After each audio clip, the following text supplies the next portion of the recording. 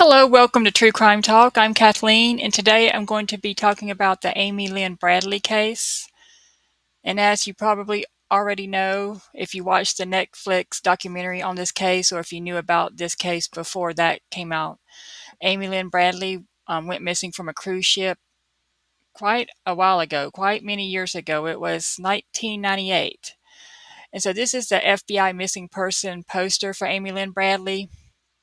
She went missing March 21st, 1998. This is a picture from the cruise here on the left, and in the middle and at the far right are pictures of what she would look like at 42 years of age, age progressed pictures done by the FBI. Lynn Bradley was born May 12th, 1974. At the time of her disappearance, she had short brown hair. She was 5'6" tall. She was born in Petersburg, Virginia. Her family's from Virginia. Her eyes are green, and she weighed 120 pounds when she went missing. And of course, she's a white person. The FBI is offering a reward of up to $25,000 for information leading to the recovery of Lynn Bradley and information that leads to the identification, arrest, and conviction of the persons responsible for her disappearance. Bradley has the following tattoos: a Tasmanian devil spinning a basketball on her shoulder, the sun on her lower back, a Chinese symbol on her right ankle, and a gecko lizard on her navel. She also has a navel ring. Lynn Bradley, while on a family cruise to the Caribbean, went missing from the Royal Caribbean International Cruise Line ship Rhapsody of the Seas. On Saturday, March 21st, 1998, the vessel departed San Juan, Puerto Rico, and traveled to its first port of call, the island of Aruba. On Monday, March 23rd, 1998, Rhapsody of the Seas departed Aruba and was traveling in international waters to its next island port of Curacao, Netherlands Antilles, and I know I'm not pronouncing those right, but during the early morning hours of Tuesday, March 24th, 1998, Lynn Bradley went missing. The vessel later departed Curacao and continued on to the island of St. Martin, and further traveled to St. Thomas, United States Virgin Islands, before returning to San Juan, Puerto Rico on Saturday, March 28, 1998. So she was last seen the early morning hours of Tuesday, March 24th, 1998. If you have any information concerning the disappearance of Lynn Bradley, please contact your local FBI office or the nearest American embassy or consulate. And this is the FBI website right here. You can download her missing persons poster and see pictures of her. And they also have videos about her and about the agent working on her case. So now we're going to get into the case of Lynn Bradley. Okay, this is the Sun online newspaper thing. It's kind of a tabloidy type newspaper online, but it has some good information, so I wanted to go over it. But they have a little video that you can watch and listen to of Alistair Douglas speaking for himself. Seems like kind of like a regular guy in this little snippet. It's just a very short video, but he, seems like he just talking truthfully. Maybe I don't like. He doesn't seem like an angry man or a man trying to deceive or anything. This little snippet, but this is just a little snippet video. So, but that's just my opinion. But anyway, the new Netflix documentary about Amy, who mysteriously vanished from a cruise ship 27 years ago, points the finger at the wrong man an expert has claimed. So we'll find out who this expert is who doesn't think Alistair Douglas had anything to do with it. It says Lynn Bradley, then 23, vanished in March 1998 after boarding the Royal Caribbean Rhapsody of the Seas with her family. It has pictures here. It says on March 23rd, just 3 days into the trip, she went missing. She was last seen on the balcony of the cabin she shared with her parents, Ron and Iva, and her younger brother Brad, after partying at the ship's nightclub. There was no evidence that she jumped or fell from the high railing, but she was not seen again on the ship's security cameras. Despite this, her family still believes she could have left the room and been kidnapped and sex trafficked. Amy was captured on security footage dancing with a bass player who played at the club, Alistair Yellow Douglas, earlier on in the night, who has always denied knowing what happened to her. The Netflix documentary Amy Bradley is Missing featured alleged witnesses who claim to have seen the recent college graduate with Douglas after the club closed and on a beach after she was reported missing. The sightings have never been confirmed, and although a lie detector test came back inconclusive, the FBI ruled Douglas out. Many social media users claim they were sure he played a part in Amy's disappearance after seeing the three-part series. Douglas's daughter, Amica, also told filmmakers she is suspicious of her father's story, having been bombarded with messages about the case, and called him to comment while being interviewed on camera. He was unaware the phone call was being filmed and is not thought to have been approached for further comment. YouTuber, journalist, and author James Renner recently took the same trip as Amy and went to meet Douglas, who is now an exorcist and reverend at a small church in Grenada. Douglas granted Renner a rare interview after years of trying to stay out of the spotlight. In the filmed interview, Douglas claimed he never saw Amy after they danced together at the ship's nightclub before she retired to her cabin to be with her family. Renner is set to release a book, A Cruise to Nowhere, next summer about Amy's case, having previously met with her family and investigators who spent years tirelessly trying to find her. In an exclusive chat with the U.S. Sun, Renner said he feels desperately sorry for Douglas, whose life was turned upside down by the case, and believes he is innocent. He feels the Reverend may sue after the Netflix series heavily focused on him as a suspect who could have sex trafficked Amy, and after the show set up the phone call with his daughter. Renner told the U.S. Sun, "I think it was just like a week or two after that happened that I talked to him.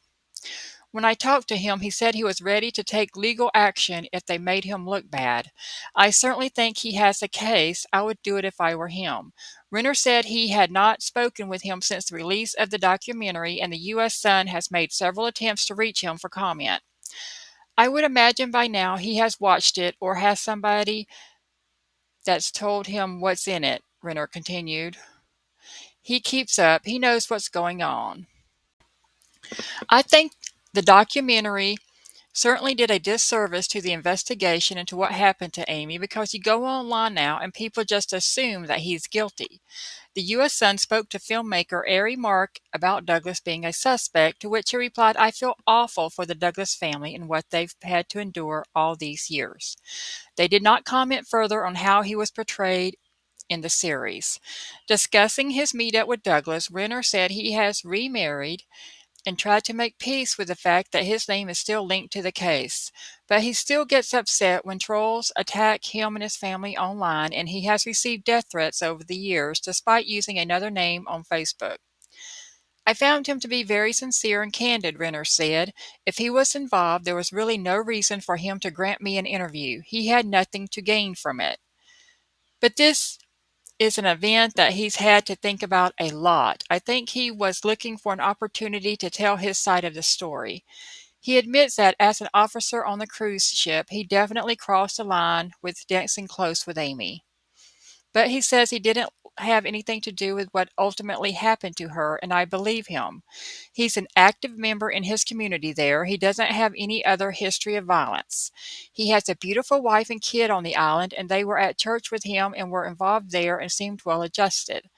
Asked if the Bradleys had ever met with Douglas to hear his side of the story, Renner said, "I don't believe he ever met with the family. I think, from what I understand, the last time they saw him was when he was coming out the first time he was questioned by the FBI on the cruise ship." Renner said Douglas met again with the FBI just a few years ago, and they believed he had nothing to do with her disappearance. An alleged witness featured in the Netflix show claimed to have seen Douglas going up to the club in an elevator with Amy before returning alone after the last time she was seen in her cabin. Another claimed to have seen him walking along a beach with a woman matching her description and acting suspiciously, but neither has ever been backed up with real evidence. Renner said, "You just look at the statistics on people who have been wrongfully convicted, and the majority of them were convicted based on witness testimony that was false." Douglas's work as an exorcist in Grenada has also raised eyebrows, with some critics claiming he's doing satanic rituals. Renner insists his work is a fairly normal practice on the island. He explained it has a long history of what's called obia, which is what we might think of as akin to voodoo or witchcraft. Obia, and I don't know if I'm pronouncing that right, is technically outlawed on Grenada, but people still practice it all the time, and it's such a tradition that people those beliefs.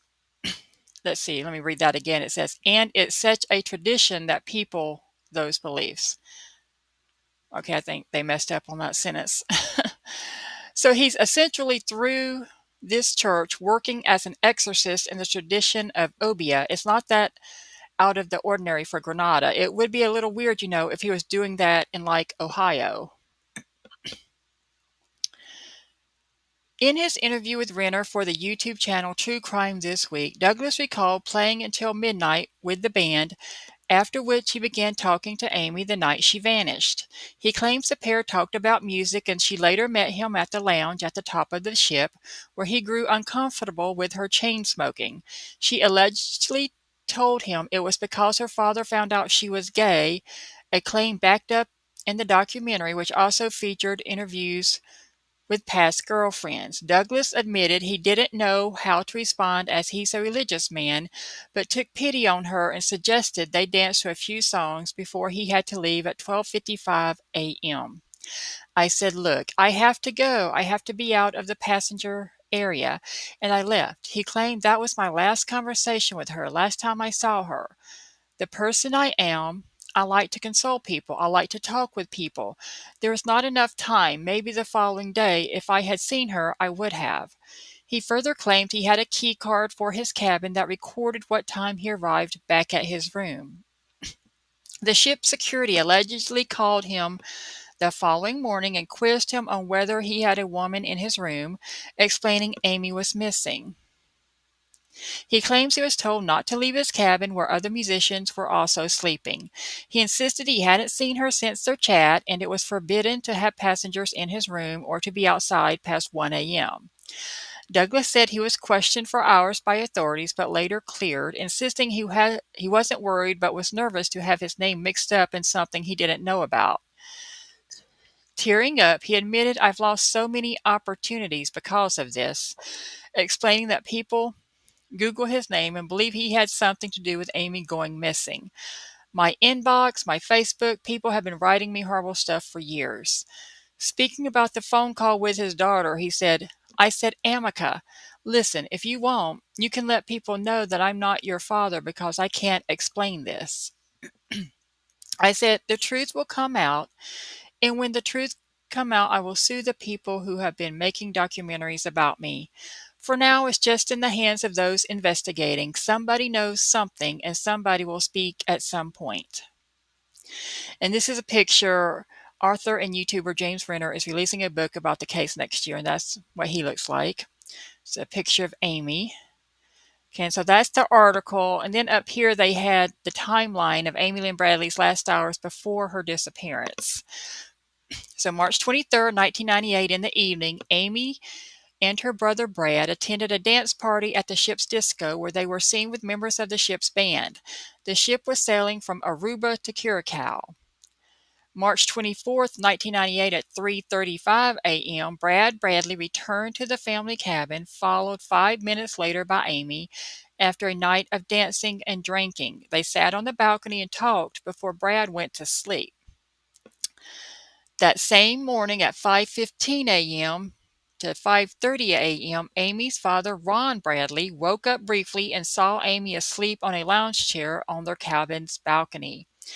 This is the last confirmed sighting of her by her family.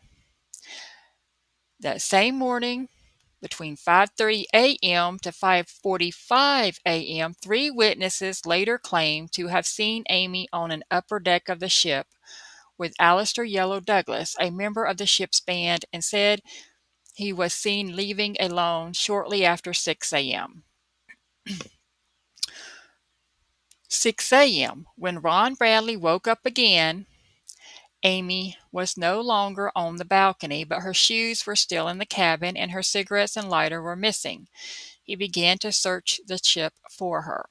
At 6:30 a.m., the family reported Amy missing to the ship's crew and asked that passengers be prevented from disembarking, but their request was denied. The ship had already docked in Curacao. 7:50 a.m. The ship made a public announcement for Amy to come to the purser's desk, but by this time many of the passengers had already disembarked. A full ship search was conducted later in the day, but no sign of Amy was found. And between March 24th and the 27th, 1998, the Dutch Caribbean Coast Guard conducted a 4-day air and sea search for Amy around Curacao and Aruba, but no trace of her was ever found. Authorities initially considered the possibility that she fell overboard, but this theory was later dismissed. So, I want to go back here. It says March 24th, 1998, between 5:30 to 5:45 a.m., 3 witnesses later claimed to have seen Amy on the upper deck of the ship with Alistair Yellow Douglas, a member of the ship's band, and said he was seen leaving alone shortly after 6 a.m. One thing I want to remind people of is that on a ship, on a cruise ship, they have people from all over the United States and sometimes, the world, but all over the United States is different time zones. And back then, cell phones weren't a thing like they are today. So, the timeline could be off when witnesses on the ship thought they saw somebody. And also keep in mind that for whatever reasons, witnesses lie or see what they see. For whatever reason, we know if you're into true crime that lots and lots of witnesses will lie to authorities for whatever reason. Some want to be helpful, some are just crazy. Some honestly think they saw a person, but they're mistaken, and some just out and out lie. Some honestly believe what they're saying, but they have some kind of mental disorder where, they lie and don't tell the truth. For whatever reasons, people lie to authorities in high profile cases. So just keep that in mind. And people want to be helpful. People want, like if a family's desperate to find a family member, people want to try and help and be helpful. And sometimes people are helpful in a bad way when they purposely lie because they want the family to think that they have information that could help them.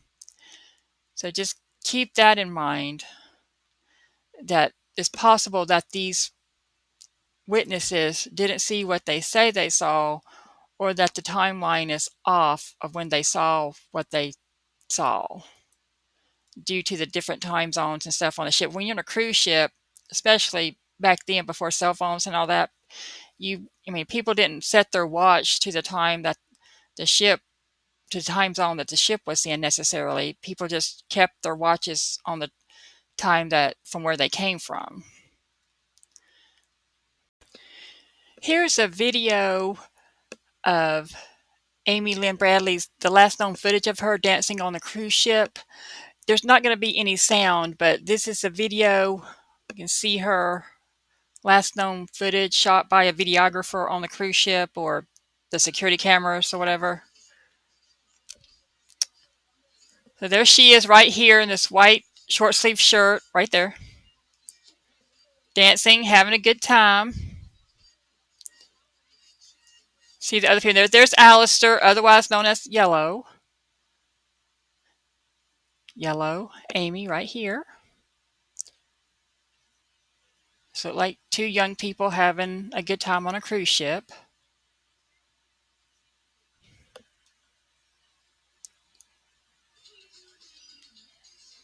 I believe Amy's over here to the right. Right here waiting on the elevator, but she's still dancing, if you can see. Waiting on the elevator. I'm not sure. I guess this is the end of the evening and she's getting ready to go back to her cabin or what, but there she is right there. So everybody's dancing, having a good time. And then it's going to have some more footage.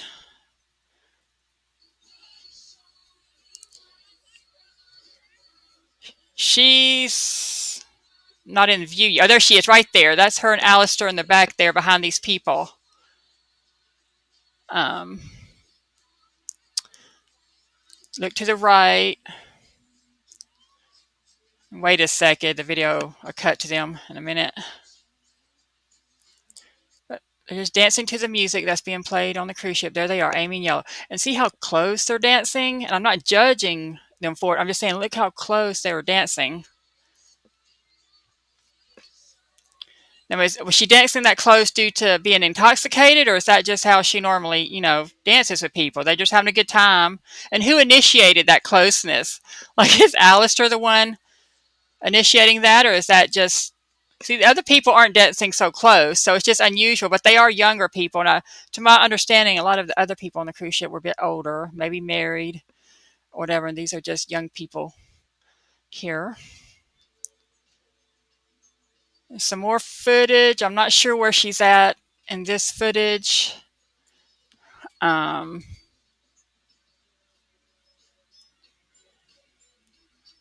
but it's just more footage of the cruise ship that they were on. I'm not sure if she's in this footage or not,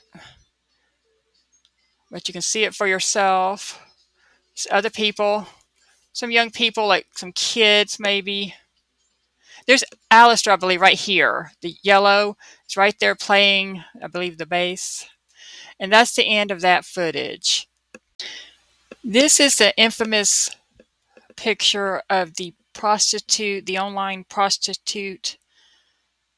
The photo of the woman who was on a prostitution website, who the family, I think somebody anonymously sent it to them. I think it was anonymous. Somebody sent it to them years ago, and even Dr. Phil had all this stuff on his show. And you can find way more pictures online of this prostitute, but I'm not going to show them here. But anyway, this woman was, and I guess is, thought to be by the family and many to be Amy Lynn Bradley. Now, I'll just say right here, I do not think these are the same woman at all. I think they're similar looking women. I do not, and I don't care what the FBI says or expert says, I do not think these are the same women at all. To me, they're two totally different women. I'm sure if Amy in this picture had longer hair, or if this woman on the right, I believe she goes or went by the name Jazz on the website, if Jazz had shorter hair, maybe she looked more like Amy. I do not think Amy and Jazz are the same woman at all. And apparently, I don't know if it's an actual FBI expert or some other so-called expert who did like a comparison or a technological, computer comparison and measurements and all that of all their features, and said he believed that it was her. I think either I'm just going to be honest. In my opinion, I think he's incompetent, or he's just saying what he knows the family wanted to hear at that time, that he just couldn't say, no, it's not your daughter, I don't know. I think the FBI either is really dumb on this case and incompetent, or they just don't want to say anything negative that goes against what the family believes, because there is no evidence. Nobody has any evidence of what happened to her. There is no video evidence of her going off the ship, either, willingly walking off or falling overboard, and there's no evidence of her body ever having been found. Apparently, her body never washed up ashore, and there's never been any DNA evidence to prove that any bodies that did wash up to shore were her, or any of her clothing or anything belonging to her washed up on shore. So there's no evidence of actually what happened to her, whether she fell in the water, whether she was taken off the ship. They don't have, like 100% evident proof this is what happened to our daughter. And so the FBI can't say, because they don't know. They don't have evidence to show the family or to say to the family, we think this is more likely what happened to your daughter, because they don't know. But whether the FBI says this woman on the right is Amy or not, and whether the Netflix documentary says it's her or not, in my opinion, it is totally 100% not her. This is total BS, and I'm sorry if that offends or upsets the family, but I think even Amy's brother, Brad, said in an interview after the Netflix documentary was done, I think he even said that maybe one or two of the photos look possibly like Amy, but the other photos did not. So I think, he knows that it may not be her, but I don't know if her parents actually believe 100% that it is her because they so much believe that she was trafficked. She was taken or kidnapped for some human trafficking, organized crime thing. But just in my opinion, and I am not a professional investigator or detective or an expert computer analyst on facial features or anything. I'm no expert, but just in my opinion, and these photos have been out for a long time. Just I have never thought it was her. Not when I saw them years ago on Dr. Phil, and not when I saw them in the Netflix documentary. I do not think that is Amy Lynn Bradley at all. And I think maybe recently or at some point in time it was proven that Jazz was actually definitely somebody else, but I'm not sure if they ever proved that somebody proved that Jazz is actually another person who is putting herself on the website, as a prostitute. So I do not think that's her at all. So I think that's just a total BS thing. I understand the family desperately wants to believe that she's alive and desperately wanted to believe that that was her because they are so similar. And I can see why they think that could be their daughter. And of course, that Amy's their daughter. They would know what she looked like better than I would. And I'm not an expert, and I didn't take a magnifying glass and really get down to the nitty gritty at and each specific feature. But just looking at it like a regular, just with my regular eyesight, it's not her. I mean, the brow bone is totally different to me, and I understand makeup can do a lot of stuff. I think the eye color in this picture you can't tell. I couldn't find a better side by side picture to post up here, but there are plenty of pictures and videos of pictures that you can see online for yourself and really examine. I don't think the eye color is the same. I don't think the eye shape's the same. The brow bone shape is the same. I don't think the lips are the same. I mean, they have a lot of the same features, but they're not the same woman at all. And I think the ears are different. I think the chins are different. I think Jazz on the right here has a different shape of a chin, and Amy's face is more rounded. And for Jazz, they're both beautiful women, and I'm not using this term saying that she looks like a witch, but she's got more of what I call like a witch's kind of a chin, a pointier chin, maybe a squared off right here kind of chin, and hers is more rounded and her face is rounder. And I understand that this picture of Jazz was taken several years later, so she would have been, if this was Amy, she would have been about 29 or 30 if this picture was Amy when this picture was taken, maybe. And when she went missing, she was 23. But I do not think these are the same women at all. So just, from my perspective, this picture does not prove that Amy was kidnapped off the ship or forced into sex trafficking or anything, because I don't believe this photo is Amy at all, period. So this sighting of Amy, I do not buy into or believe at all, 0% for me. And that's just my opinion. I know others have many different opinions, but I don't think that's Amy at all. Back to the FBI website regarding Amy Lynn Bradley's case, they don't even have that picture of the prostitution website of Jazz on this site. And if the FBI really believed that was her, or an FBI agent or an expert who the FBI believed in or trusted in, thought that picture was Amy, wouldn't they at least have it on their website here showing, hey, this is what she looked like several years after she went missing. And so, to give people another picture to go by. But instead, in her age progression, she looks like Amy would look if she were older. They don't show any picture of her. They don't show any picture of her as Jazz, and they don't show the picture of Jazz taken from that website. And these are videos they have about the case. And even in these videos, they don't show the picture of Jazz. So if they really thought that that was Amy in those photos, wouldn't the FBI be advertising that so people would know what to look for? Especially back then when these photos first came out, wouldn't the FBI want people to be looking for that woman? Maybe when the photos first came out, the FBI did, bring them to the public's attention, but they're not on the website now. So has the FBI learned? And this right here is the FBI agent on this case. And that's a picture taken of Amy and her brother on the ship.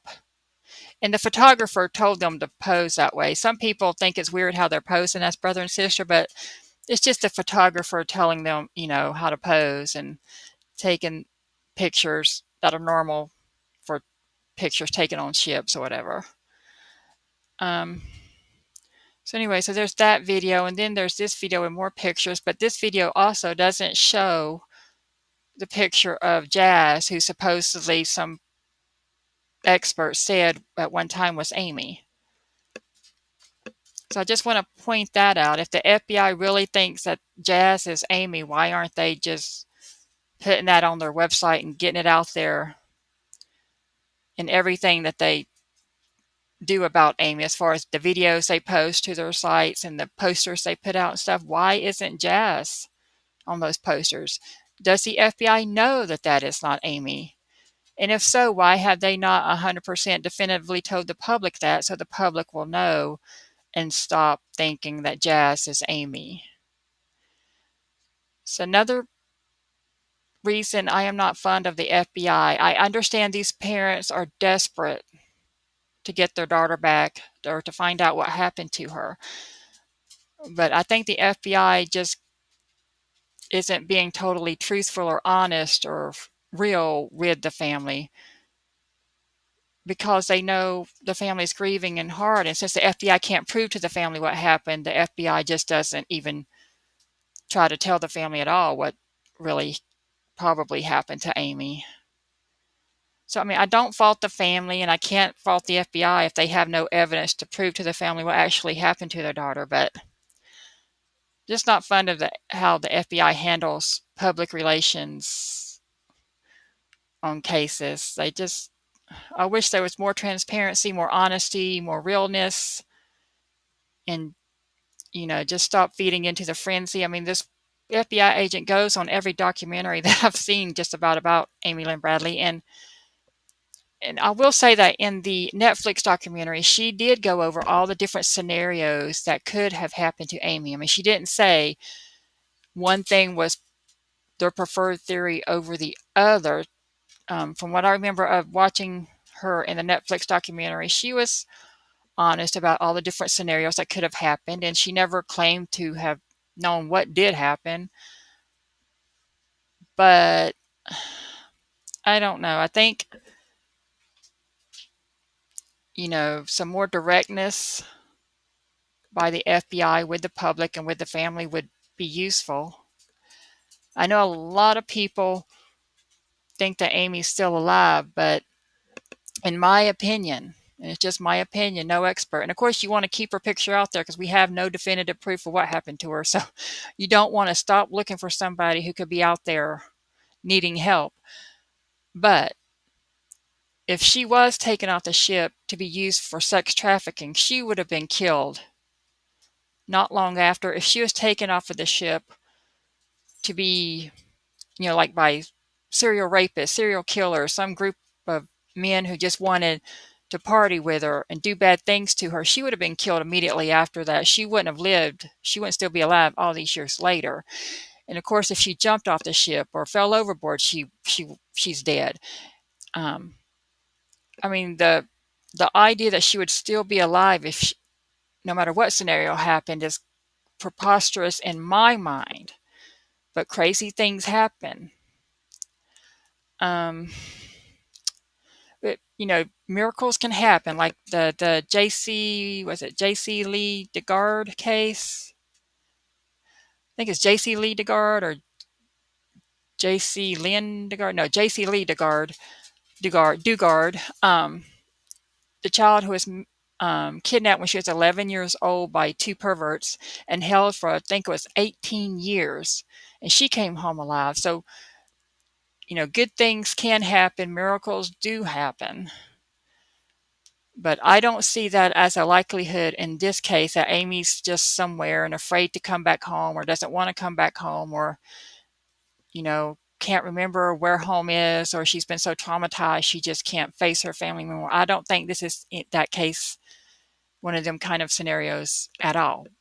But I don't know, because nobody knows what happened to her. Because there's no proof of what happened to her. But I just wish the FBI would be a little more real when talking to the public and when dealing with the family about, I know they don't want bad publicity, and they don't want people saying, oh, they're so mean and evil because they won't help this poor family find their daughter. So I understand why they have to, keep going along with that she could possibly be out there. But I wish they would just say, hey, we don't have proof of what happened to her, but we feel that she's probably most likely dead because she either fell off, jumped off, or if something did happen to her from somebody else, they already killed her. They wouldn't keep her alive this many years. The chances of her just living her life on an island somewhere after having been sex trafficked and all that is just like zero chance to me. But I know a lot of people don't want to hear that because people, for whatever reason, don't want to think that she's dead. I can understand the family 100%, but I can't understand the general public, why so many people want to put blame on other people who are innocent, and also the general public who believe all the so-called witnesses in this case, that so many people do not understand or believe that witnesses can lie or say things that aren't true for whatever reasons. Trust me, there are a lot of nuts out there. People will lie and say things for all kinds of reasons. I don't understand it. I don't understand why somebody would do that. But people lie, or, they just want to get involved. Some people want to be helpful. Some people just want to get involved in high profile cases. But I'm going to discuss some of the witness accounts involving this case. So this article is from July of 2025, and it talks about all the different various sightings of Amy Lynn Bradley. And so I want to go over it and talk a bit about each witness sighting and what I personally think about them. And I know a lot of people have different opinions, and this channel is just a true crime talk channel. I'm not trying to be a judge or a jury. I'm not a private investigator. I'm not a lawyer. I'm not a psychiatrist or psychologist. I'm not a detective. I'm not a criminal profiler. I am just a regular person. I've taken criminal justice classes in college, but I'm not a criminal justice major. I've taken psychology classes, but I'm not a psychology major or anything like that. I'm just a person who likes mysteries and talking about true crime. So don't be offended or upset with any of my opinions, because they're just my opinions. And so they don't mean anything. I'm not trying to accuse anybody. I'm not trying to absolve anybody. I don't know what happened to Amy Lynn Bradley or any of the other mysteries I talk about. I just have opinions, and I try to use logic and reason and common sense, but my logic and reasoning and common sense may be totally different than other people's, because we all have different life experiences and different ways of thinking, and we grew up in different cultures or countries or areas, where we assume something, but it may not be right for some other area of the world. Like if you live in a high crime area and somebody get shot, and let's say you live in a high gang area, you can say, well, they possibly were shot by a gang member or robbed by a gang member. If you live in a low crime area where there are no gangs and somebody's found shot to death, you're going to think, oh, it's more likely a family member or some personal vendetta or something like that. So here are the different witness sightings involved in this case. And this is from, it says Yahoo News, and it says Men's Journal. I don't, never heard of Men's Journal, but it says, the disappearance of Amy Lynn Bradley is being examined anew in a Netflix series called Amy Bradley is Missing. In 1998, Bradley, then 23, went on a family cruise with her parents, Ron and Iva, and her brother, Brad. The family was staying in the same cabin. One night, as the ship sailed from Aruba to Curacao, Bradley disappeared. She was captured on video dancing with a bass player named Alistair Yellow Douglas. He admits dancing with and talking to Bradley, but denies any connection to her disappearance, although a witness claimed to have seen Bradley and Douglas around 6 a.m. That's crucial because her family last saw her sitting on a balcony in their cabin around 5:30 a.m.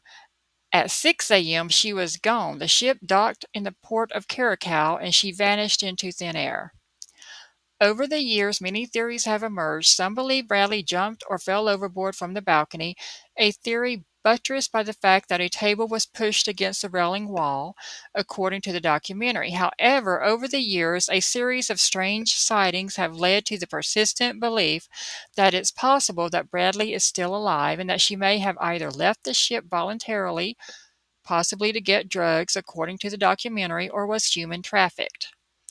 Those sightings spanned a time period of about 9 years, and they centered on Curacao and Barbados, but also Aruba. Amy Lynn Bradley, while on a family cruise to the Caribbean, went missing from the Royal Caribbean International Cruise Line ship Rhapsody of the Seas. On Saturday, March 21st, 1998, the vessel departed San Juan, Puerto Rico, and traveled to its first port of call, the island of Aruba, the FBI says on its website.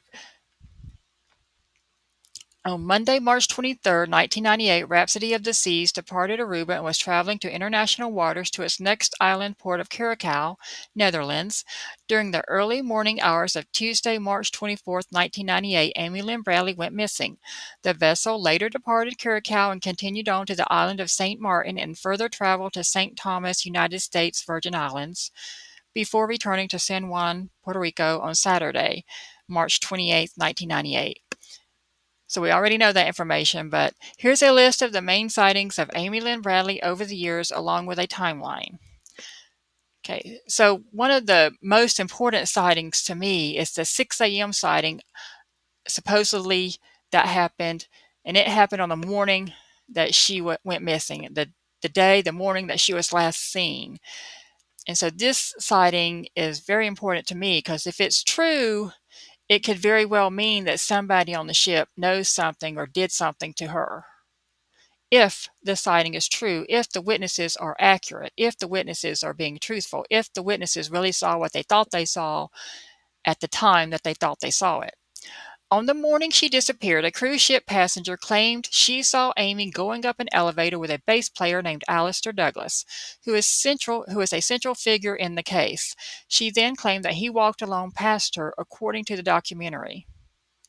The witness said this happened at 6 a.m., which is critical. It would mean that Amy left her family's cabin alive rather than falling or jumping overboard from the balcony, where a family member last saw her shortly before that time. Douglas, who was seen on video dancing with Amy the night before she vanished, has denied having anything to do with Bradley's disappearance and said in a recent interview that he was back in his room at that time.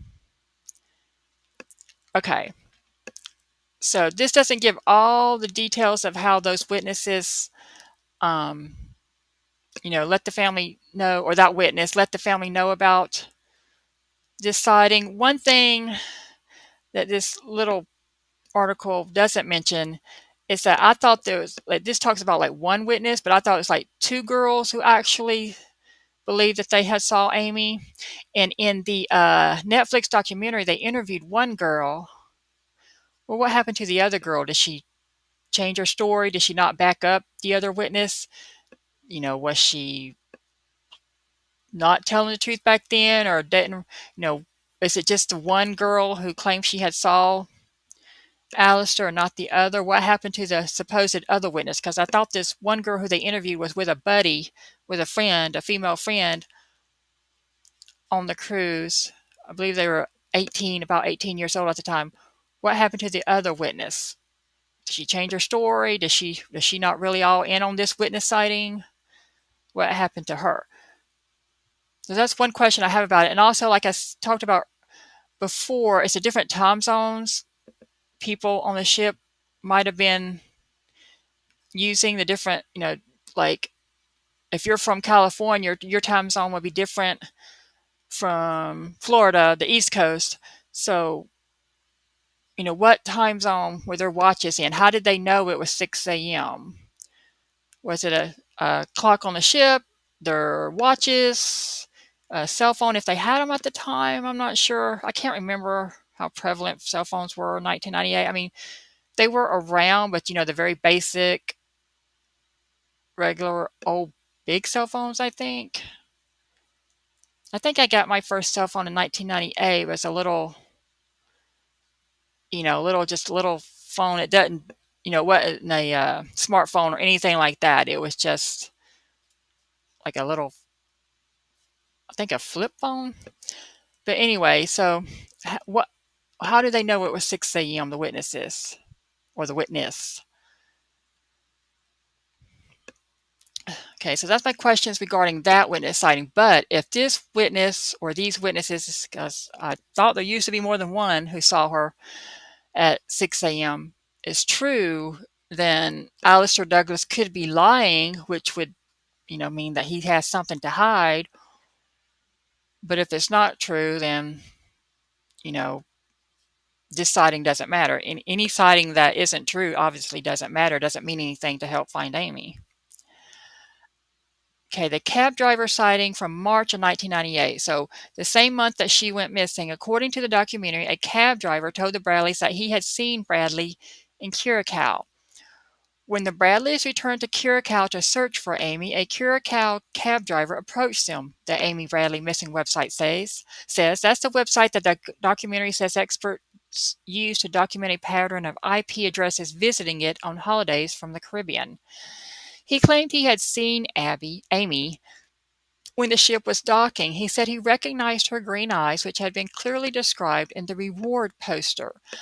The cab driver claimed that Amy was running through the parking lot looking for a phone. He also claimed that he had seen Amy in other locations on the island. Okay, on this sighting, I'm not really a big believer in this sighting, and my main reason is by this time, the reward poster was out, and the reward poster obviously offered a reward for Amy. And so that means that a lot of people or claim to have seen somebody because they think they might get some reward money. I don't know if the reward poster was specific and said you have to bring her to us alive, or you have to, we had what exactly the reward was being offered for, but he might have thought maybe he'd get just, by saying he saw her, that he could possibly end up getting some money or something. Or if she was found on the island, that he would be the first one to say, hey, I saw your daughter. And so he let them know, so possibly he could get some reward money when she was found. So I think the reward money, and plus also, like I said, people just want to help. They want to be involved. They want to, just for whatever reasons.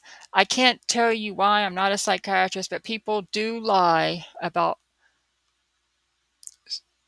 witnessing crimes or witnessing seeing missing people and all that for whatever reasons. And some people are just honestly mistaken. He might have actually thought he saw her and it could have been somebody else. But for this one, I'm not really believing that he saw Amy, because I feel like if he saw her, then many others would have also seen her, around that same time, like in the same area.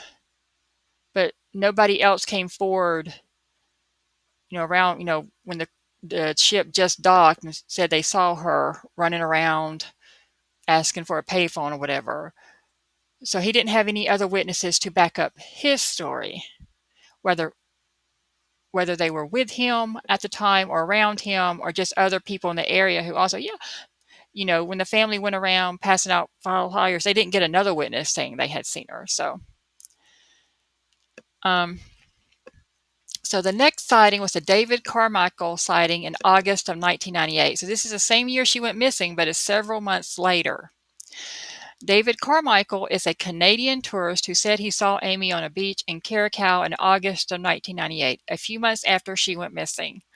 According to the documentary, what's particularly compelling about Carmichael's sighting is that he claims the woman he saw had a Tasmanian devil tattoo just like Bradley. There were men with her.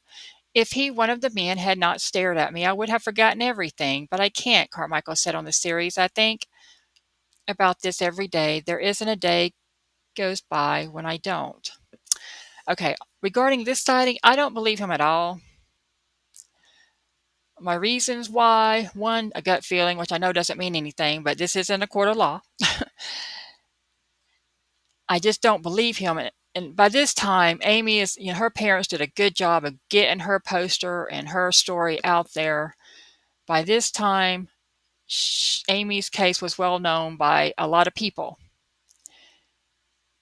So he's from Canada and he's traveling in this area, and he would already have known about the Tasmanian devil tattoo and about Amy's story. And I just think some people, they want to try to be helpful or give people hope. They want to give parents hope that their daughter is still alive. And I just think it's totally made up for whatever reason. I can't tell you psychologically why somebody would do that. But if you're into true crime, you know it happens. People do that for whatever reasons. And people are honestly mistaken.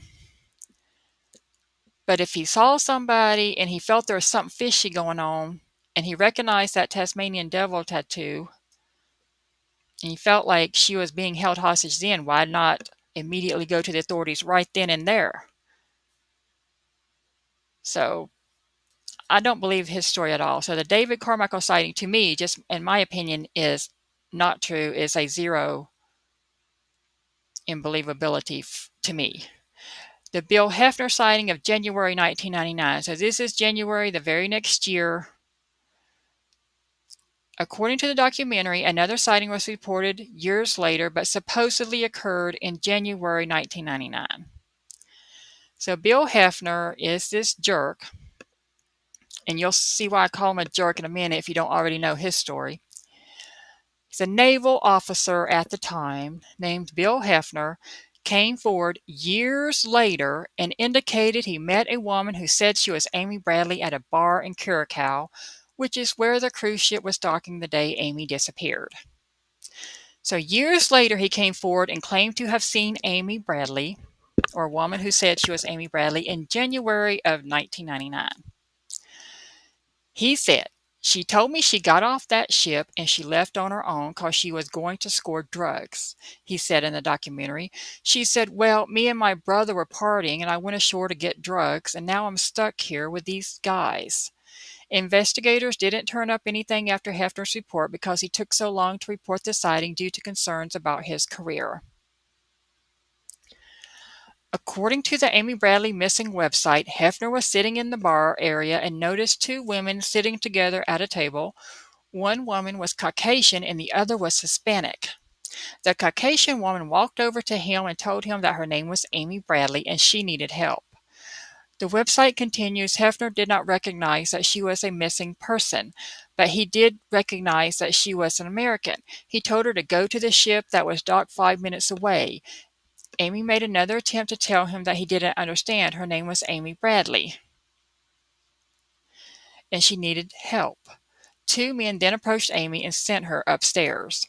The bar has since burned down and Hefner passed polygraphs, the website said. Okay, so this idiot who supposedly passed a polygraph, and I don't know who says that, the FBI or whoever, but polygraphs don't mean nothing. That's why they're not used in courts of law. They're an investigative tool. So Bill Hefner, this jerk, this let's say, naval officer in the Navy in uniform. I mean, I don't know if he was wearing uniform at the time he was at this brothel, but first off, I would like to say if he ran into a woman who said she needed help and he did not help her, he is not fit to wear any uniform of the United States military. And second, I would like to say, what a piece of doo-doo if somebody asks you for help and you don't do something to help them. And his claim is because he was a Navy officer and he was worried about his retirement and he was at a brothel and he wasn't supposed to be there, blah, blah, blah. There are ways to anonymously help people who are in need.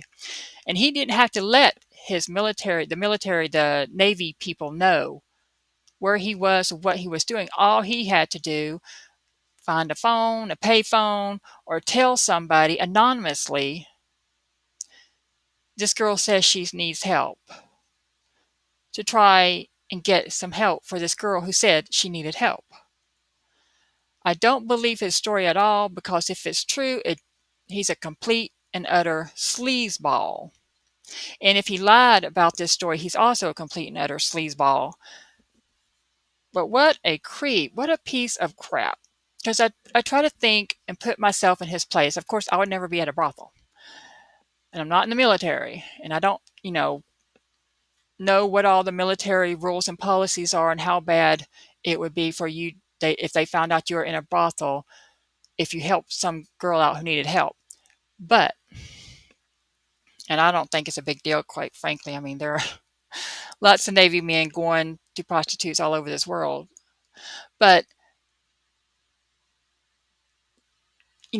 if somebody asks you for help and says they've been kidnapped or I am Amy Bradley and I've been missing and I want to get back to my family or whatever, just say something, do something. I mean, there are so many ways that he could have told somebody without telling his name. Nobody would even have to know who he was.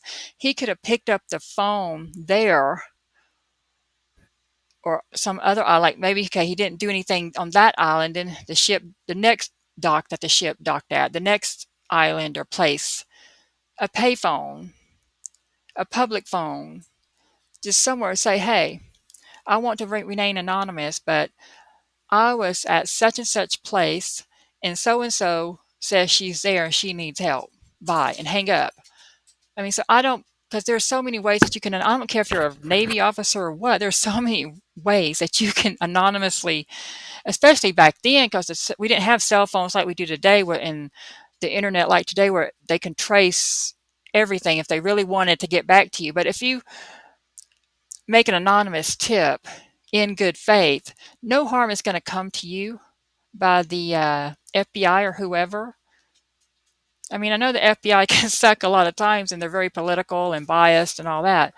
But if you, in good faith, try to make an anonymous tip, whether it's with the FBI, a local police, some other state police. I mean, the police on the island there, he could have reported it to anonymously. He could have, just went to a public phone, a pay phone, somewhere where they had a phone. So what's the number for the police here? I don't, like they don't have 911. What's the number for the local police? I just want to call and let them know. I mean, there's so many ways that you can communicate information to people without it getting traced back to you, especially back then. They would have never known that he was a Navy officer at a brothel.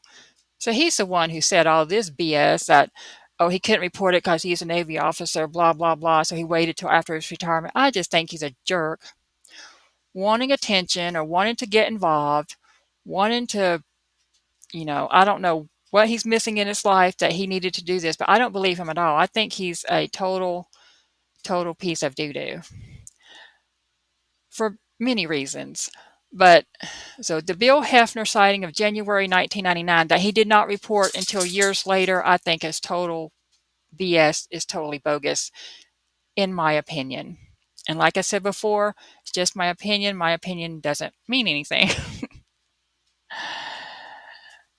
So we have this sighting by this jerk who wasn't reported until later. But apparently, the family totally believed him. I don't know, because he passed polygraphs or whatever.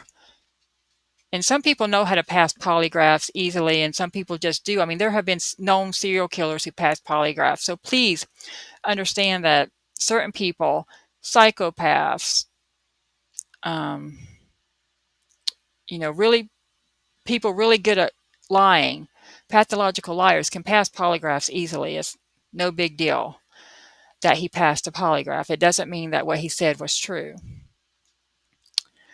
Okay, then we have the Judy Moore sighting from March of 2005. So remember, Amy went missing in March 1998. So now in 2005, March of 2005, a tourist named Judy Moore reported another sighting of Bradley. She was on a different cruise with her husband when she encountered a woman she thought was Bradley in a restroom in Bridgeport, Barbados. She said the woman was being controlled by three men. She contacted authorities after seeing a photo of Bradley on television. Moore said in a documentary that the woman said her name was Amy and she was from Virginia. That girl is being forced to do something, she told her husband. The Amy Bradley Missing website says Amy was seen in Bridgetown, Barbados on March 1st, 2005. The witness encountered Amy in the bathroom of a Broad Street department store, but Amy was actually seen 3 times that day. Amy was seen with 4 handlers. They were initially seen standing in the cash register line at the Del Sol store on Broad Street, in a department store restroom, and walking on the sidewalk a block away from Broad Street. The witness described Amy as walking with the 4 men completely surrounding her. The website includes sketches of the woman Mara saw, and one of the men with her. Okay, this Judy Marr, I personally don't believe her either. She could have saw a woman with men there, but I don't believe she saw Amy, and I think she might have been making the whole thing up. Again, another thing with this witness, where are the other witnesses who saw? Where is her husband? He wasn't interviewed in this or any other interview that I've ever seen about this case, along with his wife, saying, yeah, it's true, my wife did say that to me or whatever. It says that she said, that girl is being forced to do something, she told her husband. Where's her husband's statement about what happened that day? Was he actually with his wife? Did his wife actually tell him that? Did he see Amy? Not in the women's bathroom, but did he see her at other places where this woman says she saw Amy with these men? So I don't believe her story either. Again, people make up stuff and lie. I don't know why, but it's a very high profile case by this time, and it's March 2005, and she was in Barbados, and she saw something on TV, so it prompted her to call, supposedly, but who knows why she actually called, what actually prompted her to call. But I don't believe this sighting. So the Judy Moore sighting of 2005, I don't believe was Amy. Could this woman have seen somebody? I don't know, but I don't believe she saw Amy, and I don't believe her story at all. So I don't believe she saw any woman in distress, quite frankly. This Bill Hefner, the sleazebag, I don't think he saw anything. Totally lying, totally making up, in my opinion. The David Carmichael sighting, I don't believe him either. And the cab driver, I don't necessarily believe that. I don't think because there aren't other witnesses or other people backing up his story either. And then, so the only one I want to know if it's true is this 6 a.m. sighting on the ship. That's the one that makes me think about different scenarios that could have happened to Amy. Okay, and then the adult website photo from 2005. So in 2005, according to the documentary, the Bradleys were anonymously sent a series of photos showing a woman posing on an adult website. The documentary says that a forensic analyst concluded the photos matched the dimensions of Bradley's face, although her hairstyle and makeup were different.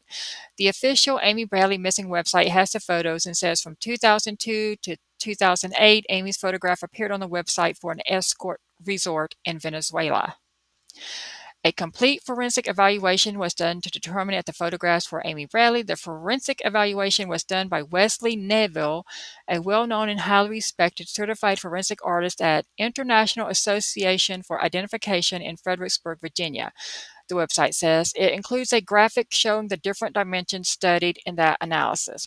Okay, so Wesley Neville apparently isn't an FBI person. He works for a forensic artist at International Association for Identification in Fredericksburg, Virginia. Anyway, okay, so Wesley Neville is the supposed expert who says that is her. So it's Wesley Neville who I think is a total idiot. I don't believe him at all. I'm sorry for those of you who think it's her. I don't believe that it's her at all. So I think Wesley is an idiot. And maybe he just wants to go along with what the family thinks because he doesn't want to say, no, this ain't your daughter. There's no way this is your daughter. So, and I don't mean to be rude or crass to the family or to those who think it's her, but I personally don't think it's her at all. And I think Wesley Neville doesn't know what the heck he's talking about if he's supposedly an expert. Okay, so then in January of 2007 in Aruba, so we've gone from Curacao to Barbados to Venezuela, and for, at least the prostitute was from a site in Venezuela, to Aruba. So in January 2007, and remember she went missing in March 1998, the Amy Bradley website lists another sighting not detailed in the Netflix series. 4 men were seen having dinner at the Mill restaurant in Aruba. Amy Bradley was with them, the website alleges. So that's all the sightings, the major sightings regarding Amy Lynn Bradley. Let's see what people in the comments say if they have any comments. Let's see. Well, I don't see any comments. Oh, it says comments have ended. Okay, so don't show the comments. But anyway, so that's the sightings, the major sightings involved in this case.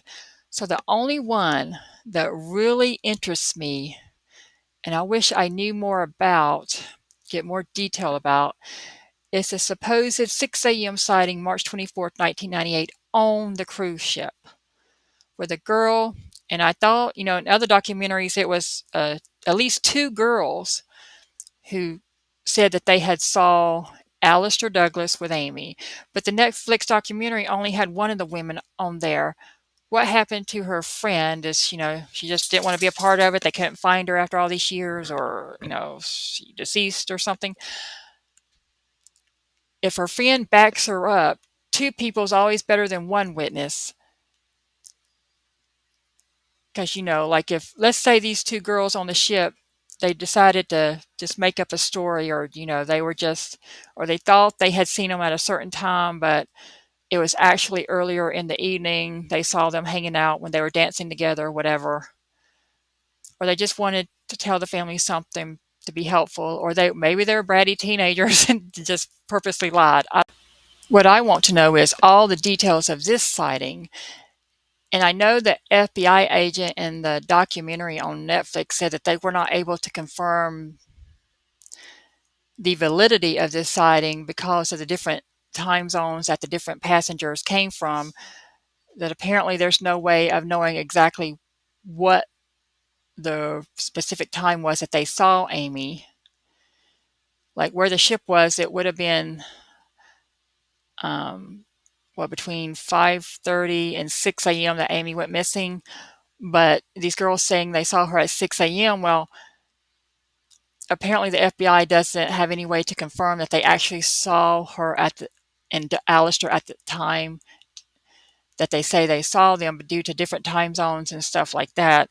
So just by what the FBI agent said in the documentary, it makes me think that the FBI doesn't believe these witnesses that they saw Amy with Alistair. They just don't believe them, or they just have absolutely no way of proving that their sighting is accurate and correct and truthful. But I'm thinking maybe the FBI doesn't really put a lot into this sighting because they cleared Alistair Douglas. And if the FBI thought that this sighting was accurate, they would definitely, I think, have not, cleared Alistair Douglas. They would have investigated him more or tried to question him more than they did. So, apparently Alistair was able to prove to the FBI that he was in his room at 6 a.m. ship time, wherever the ship, was located, the time zone the ship was located, and that he was not with Amy. And so even though, I know the FBI can be incompetent a lot of the time, um, I'm thinking that the FBI doesn't believe this sighting. Because if this sighting was true and accurate, that Amy left her cabin to go be and hang out with Alistair Douglas for whatever reason, whether they were just going to meet up, have coffee for breakfast, whether they're just going to chit chat, or whether, let's say it's true, and I don't think it is, but that Amy wanted some drugs to party with, and that Alistair was going to help her get off the ship to get some drugs, or they were going to go together to get some drugs, or whatever. First of all, Alistair was a cruise ship employee, so I don't know what his schedule was and what all he was allowed to do. Was he be allowed to go off with a passenger like that? And if not, was he able to sneak off without his employers knowing, with his other coworkers knowing, or turning him in or whatever? If you hear a squeak, that's my dog playing with a toy. Um, so this is the one I really held out hope for, that if Alistair Douglas or somebody on the ship was involved in her disappearance, this would prove that Alistair Douglas was lying, and that would mean to me that he was guilty of something, whether he helped somebody else take her off the ship, or he did something, like maybe he tried to make a pass at her, she turned him down, and he got mad, beat her, hit her in the head or something, then he had to throw her overboard because he didn't want to get caught. Or maybe he just knocked her overboard and she just died from drowning, hitting the water, after she turned him down or something. But there's no evidence that Alistair Douglas has any history of that type of behavior, or that he's a serial killer, a serial rapist, or anything. He was a cruise ship employee, and he was a young man. Yes, he was married and had a daughter, I think it was, while he was working on the ship. So he was gone a lot, and him and his first wife ended up getting divorced, but a lot of people get divorced. And yes, his daughter says that their mother said that he came home with a lot of, and they use the term white women's photos in his suitcase or whatever. The women were fully clothed, or clothed as clothed as people on cruise ships are, and they weren't dead women, they weren't beat up women, they were just women whom he met and saw on the cruise ship. And the term white women, I guess they're trying to imply that he had a thing for white women, and because he wasn't white, he was, they called him yellow, but because he wasn't a white person, he was, I guess, light skinned black or whatever. So, like, trying to imply that he was obsessed with white women or whatever. But it was probably due to the fact that most of the people on the cruise ship were white. If you see the pictures from the cruise ship that Amy went on, most of the passengers are white. So maybe at that time on the cruise ship that he worked on, just most of the passengers happened to be white. And, that's just the way it was. So it doesn't mean that he was obsessed with white people. Now, is it weird that he had pictures? No, if you work somewhere, if you work on a cruise ship, I bet a lot of people have a lot of pictures, especially now with cell phones and stuff. So that doesn't mean that he's guilty of anything to me. And that's not really that weird. I bet a lot of cruise ship employees have pictures. And men probably have lots of pictures of women in bikinis and stuff if they worked on cruise ships. I mean, if they're heterosexual, I mean, that doesn't necessarily mean anything weird. Maybe, if he's married, why is he bringing home these pictures? But and this was weird, that the mother says that before Amy ever went missing, that the pictures of her that were taken, all of the pictures of her that were taken by the photographer on the ship, went missing from the area where you go and you pick up or buy the pictures that you want that have been taken of you on the cruise ship. Kind of like if you go to an amusement park like Six Flags or something. I guess Disney World too. They take your picture, you can go somewhere and buy them, or at least you used to could. Maybe now you don't because everybody has cell phones and stuff, cell phone cameras. But so that is odd. And now, if he liked to come home with suitcases full of pictures, could he have stolen the pictures of Amy? Yes. And would that be kind of odd? Yes. Does it prove he did anything to her? No. But I would like to know what actually happened to the photos. But if they went missing before she went missing, I don't have an explanation for that. And that, is something that I hope that the FBI really looked into to see if they could find out who took them and why. Because what's odd about it is that they went missing before she went missing. So who would take the photos of just her if that's accurate and true?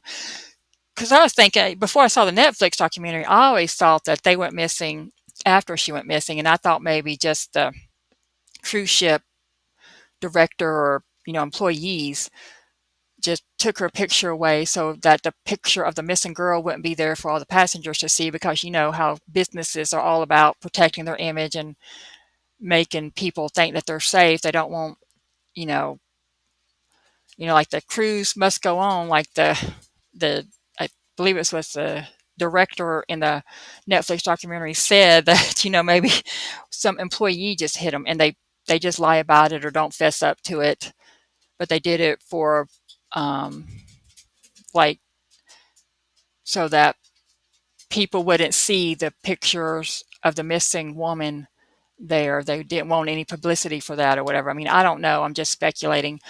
But it is odd that apparently the pictures went missing before Amy went missing. I did not know that the pictures went missing before she went missing until I saw the Netflix documentary, and I'm pretty sure that's what they said, that the pictures could not be found before she went missing. So that's odd, but even if they went missing after she went missing, that would be odd too. But like I said, the cruise ship could have been trying to hide the fact that, a passenger went missing to the other passengers. They didn't want the pictures of a missing woman who they thought probably went overboard to be there in the picture gallery.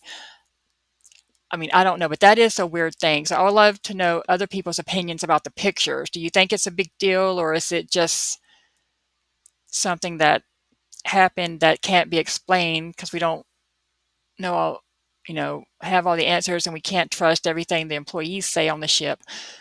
But, maybe somebody thought she was a pretty girl and stole her pictures. Maybe Alistair did steal pictures of women he thought was pretty on the cruise ship, and he just collected them, but he didn't, do anything to the women actually, because there's no evidence that any other passenger on this cruise or any other cruise that Alistair Douglas was on had harm brought to her by Alistair Douglas. There's no other missing women on cruises with him, or abused women, or, sexually harassed women, or anything that I've ever seen in documentaries and videos about this case. So, you know, I haven't seen anything about his personal history other than his daughter thought it was suspicious that he had, a suitcase full of pictures of women from the cruise that he was on. But I don't know. His daughter interview in the documentary didn't really show me anything or prove anything to me. At first you can say, "Oh, wow, this guy must be obsessed with the white women on these cruises," but then you think about it logically, and no, most of the women were white on the cruise. Look at the pictures. Most, if not all, of the women on the cruise pictures that I've seen are white, and so are the men. So, you know, if you're going to have pictures from your cruise that you work on, they're going to be white women. So that doesn't mean anything. And trying to say that he's somehow racially obsessed with white women was, I thought, silly. But his own daughter apparently believed it, or at least she said so in the documentary. She alluded to the fact that he seemed to be obsessed with white women or whatever. But so I don't think that his daughter's interview shows any proof of anything. And I don't think, if it's factual, that he brought home suitcases of pictures of white women. I think his wife could have been very jealous, because he was away a long time on these cruise ships working. And so, of course, that caused problems in the marriage. And of course, if he was dancing that close with Amy, he might have been dancing close with other women, obviously. He might have been, flirting with other women, hanging out with other women, and that would be hard for any wife back at home to take. But it doesn't mean that the pictures of the women were of women he abused or killed or harassed in any way. And they weren't like upskirt pictures or perverted pictures. They were just pictures of women on the cruises that he worked on. So I don't see anything sinister about that. This is the Amy Bradley missing website. And as you can see, like, this post is from April of 2018. So it has some old posts on it, but of course the story is the same. This is pictures, and these are beautiful pictures. By the way, their family owned the cruise ship. This looks like they're having a wonderful time. And look at, she just, especially in this picture here, a big smile. In this picture, I don't know. Sometimes I think you look in her eyes, you can see maybe some sadness or depression, but you can't really tell from pictures. But just beautiful pictures. It's her and her brother, her and her mother and father. And this is all them together. Big smile. And this here is a picture of Eduardo Cabrita, a Portuguese waiter on the Rhapsody of the Seas. And so on April 20th, 2018, the family or whoever does the website for them posted that the Bradleys believe Amy's kidnapping was the result of a well-planned and organized group effort, including several people on the ship. Amy was obviously selected early in the cruise. Her photographs disappeared, and Iva discovered someone staring at Amy from a higher balcony. Aruba was the first stop during the cruise, and the Bradleys spent the day touring the island. They returned to Rhapsody of the Seas for dinner. This was when one of the waiters asked Ron Bradley if Amy would go with them to an Aruban bar known as Carlos and Charlie's. Amy declined because she didn't feel comfortable about the waiter and referred to him as creepy. He had been overly attentive. Ron actually expressed concerns that the waiter was attempting to fraternize with Amy. After Amy disappeared, the FBI interviewed the Portuguese waiter. During the FBI interview, the waiter claimed that Ira Bradley had questioned him about procedures when someone falls from the ship. Ira claims this discussion never took place, and she asked the FBI to give the waiter a polygraph. The polygraph was never given to the waiter, but the Bradleys are convinced that this waiter was involved because of his interest in taking Amy off the ship and because he fabricated the story about his conversation with Iva. The kidnapping was probably originally planned for Aruba. The Curacao Wharf with Alistair Douglas was likely a plan B. It would have been easier to kidnap Amy away from the ship and at night. Eduardo Cabrita lied to the FBI and attempted to falsely incriminate Ira Bradley. So this was posted back in 2018. I don't remember any of this. I mean, other than, the waiter hitting on Amy or, flirting with her or asking if she wanted to go to a bar with him. But I don't remember them talking about this part here where when interviewed by the FBI, the waiter claimed that Iva had questioned him about procedures when someone falls from the ship. And if he's talking about this conversation took place before Amy went missing, then could there have been some talk among the family, or could have Amy had stated to the family that she was suicidal or considering jumping off the ship, or did they have some kind of verbal argument and Amy has said, I'm going to jump off the ship or something like that, and that would have made her mother have some conversation with a crew member about what happens when somebody falls from the ship. I mean, that's if this conversation took place. That's kind of a weird conversation, but it could just be, you're just on a cruise and you're thinking, well, what does happen when somebody, not that they thought that Amy was suicidal or going to jump, or no kind of argument took place where Amy threatened to jump off the side of the ship. Maybe Iva did have a conversation like that, but she doesn't remember it, or it wasn't like because of anything that she thought was going to happen. It was just, she was just curious. Well, what happens if somebody falls off this ship? You're at dinner and the waiter comes or whatever, and they're just talking, having conversation, and maybe you're just wondering what happens when somebody goes overboard. And then maybe Iva either didn't remember it in the fog of after Amy ended up going missing, because it wasn't consequential conversation to her, because she was just being, she's just having conversation with a crew member. Or maybe if he totally lied, but I mean, I don't know. I've never heard any more about this, so I don't think it's significant. But if Iva Bradley had a conversation with somebody because she was concerned that somebody was going overboard in her family, if somebody in her family had threatened to go overboard, then that obviously means something. But this is their website as far as I know, so why would they put this information on their website if it made them look bad? And so, I'm just the messenger. I don't have all the answers. I'm just reading this website here. And that's the first time I ever heard this part right here about the waiter saying that Iva had questioned him about procedures when someone falls from a ship.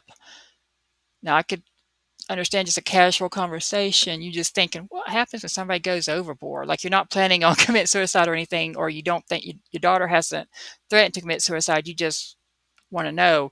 But then the bad thing is Amy actually ended up going missing. So did Iva really have that conversation and she just didn't remember it because she wasn't thinking anything bad at the time? But then Amy goes missing, and so this guy says that they had this conversation and she don't want to admit to it because it makes things look bad, or it makes people think that Amy purposely disappeared, but Iva was just having conversation. Or did this guy totally make it up, or did Iva totally just not remember it because it was insignificant conversation to her before Amy went missing? And after Amy went missing, she's so stressed out, she don't remember having some little conversation with everybody on the ship. She doesn't remember what all she talked about with people on the ship. I don't know, but that's a weird story. So let's see. This right here says A is Rhapsody of the Seas left Aruba at 1 a.m. and traveled 70 miles to Curacao. The ship waited off the coast of Curacao for clearance to dock.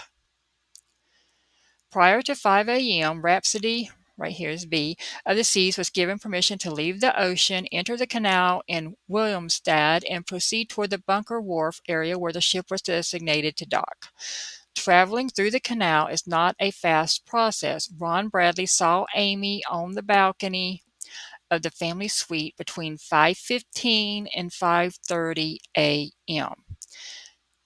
So, right here, prior to 5 a.m., Rhapsody of the Seas was given permission to leave the ocean.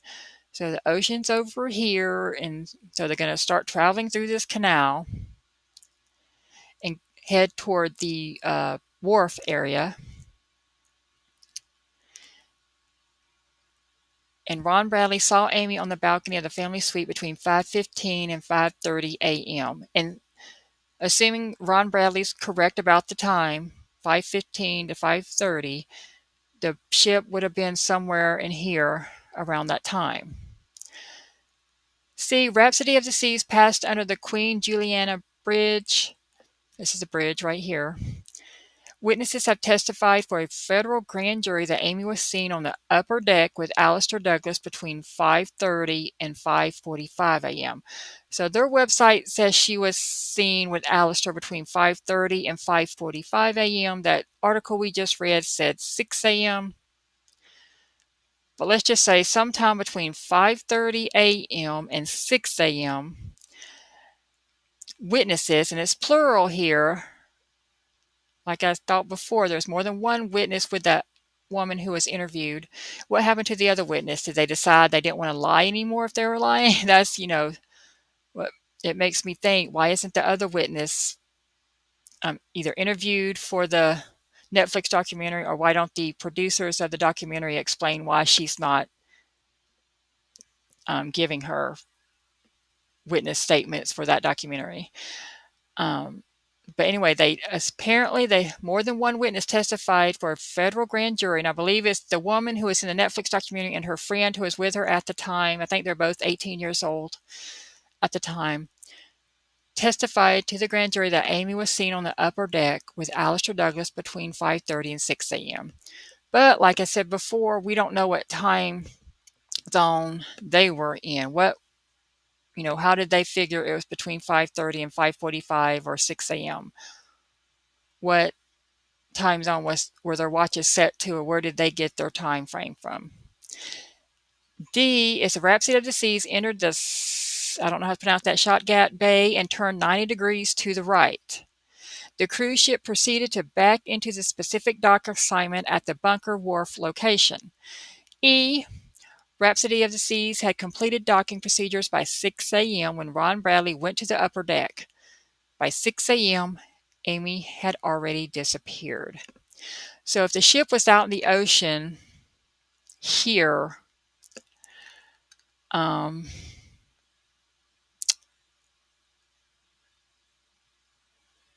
then in this area, let's say, okay, Ron Bradley saw Amy on the balcony between 5:15 and 5:30. So was the ship already in this area here, or was the ship back here when Amy disappeared? Like if, let's say she jumped off or was thrown off, where would her body have landed? Because it looks like if it was in this area, it might have washed up or something. I don't know. It could have, who knows in the ocean what happens to bodies. But in the documentary, somebody said that they did believe it would have washed up if she jumped off or fell off the ship. But it depends on where she fell off or jumped off, to my thinking.